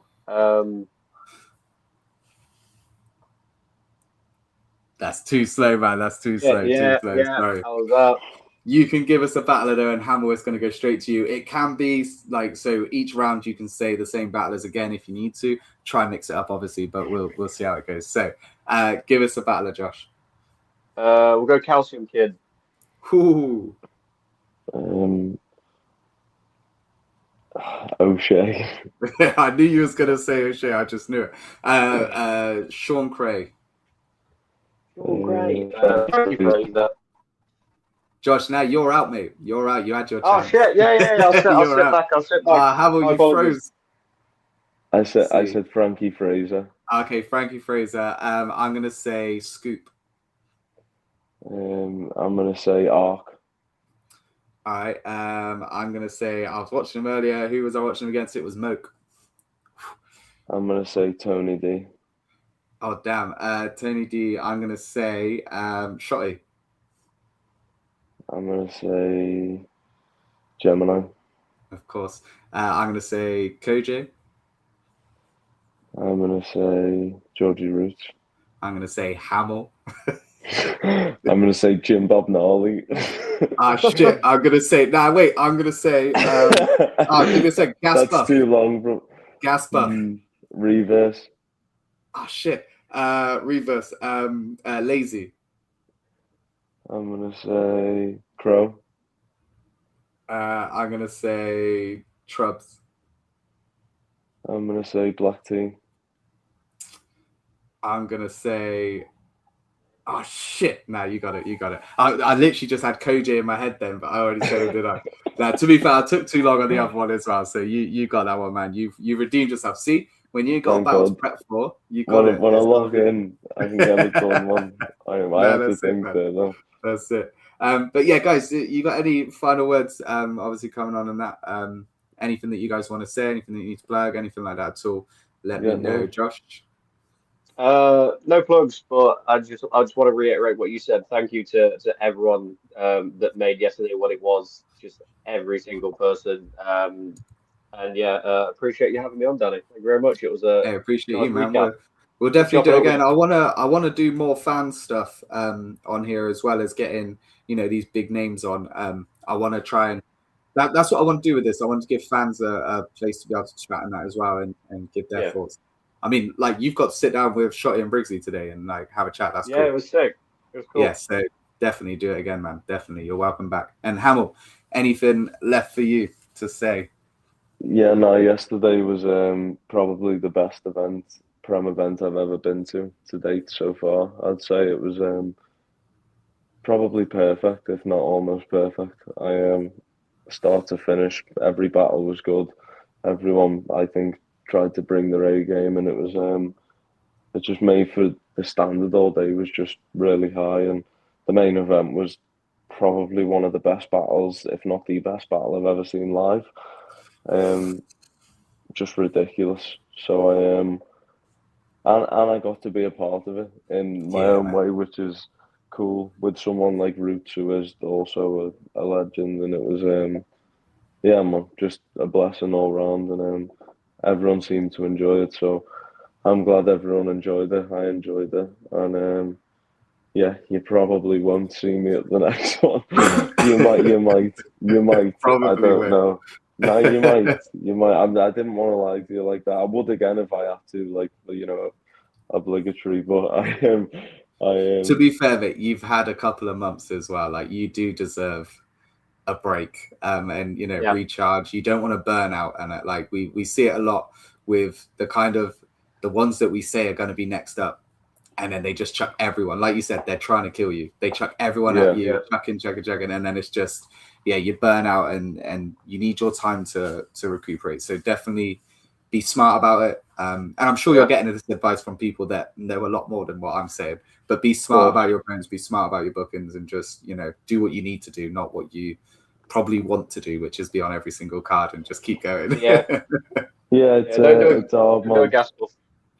Yeah, no, that's funny that don't do a gas buff. No, I for me it's I don't it's not that I need to be on every card. It's just I do enjoy doing them, and I do enjoy the journey I'm on, if you will. So but I'm not just trying to battle anyone, you know. I always just listen to what these lots say and go from there. But it's been a good year so far. I just think maybe just a couple months would be nice, you know what I mean? Just like to just switch. Go to the next one as a fan. Yeah. Or just not even go to the next one. Nah, I will go to the next one if I go. I will definitely, as long as I'm in the country, I will go to the next one. But I just don't know about rapping on it. But then also they can be very, you know, they kind of put the ideas in your head of who you might be able to battle, and you kind of like, well, do you know what? Then I probably would do it if it was that. So it just if they dangle the right carrot in front of you, you're gonna go for it. Yeah, exactly that. But no, we'll see, man. But overall, this weekend was fantastic. I appreciate that, Ryan. Thank you, pal. I am trying my best to. But I appreciate you having me back on. I'm probably gonna maybe do one more battle this year. I don't know. We'll see how it goes. But yeah, I've enjoyed it. Well, I hope that wherever that battle is as successful as your one yesterday was, and if it is anywhere in the UK, I hope that I get to watch it live, because you are a treat to watch live, man. You genuinely are. Thank you, Bob. But yeah, we are gonna lock it off. We are now almost 3 hours in. That's the second stream in a row, 3 hours. I always said I want to keep them to like an hour and a half, and I never do. But thank you, everybody, genuinely from the bottom of my heart. Thank you, everybody, for the event yesterday, the staff, the battlers, everyone. I'm just repeating what I've said before, but genuinely, I mean it. It is so fucking good being at these events and the vibes, and you guys create this for us. So really do appreciate you guys. I appreciate everyone in the chat. Don't forget to hit that like, subscribe, all that bullshit. We out. Peace.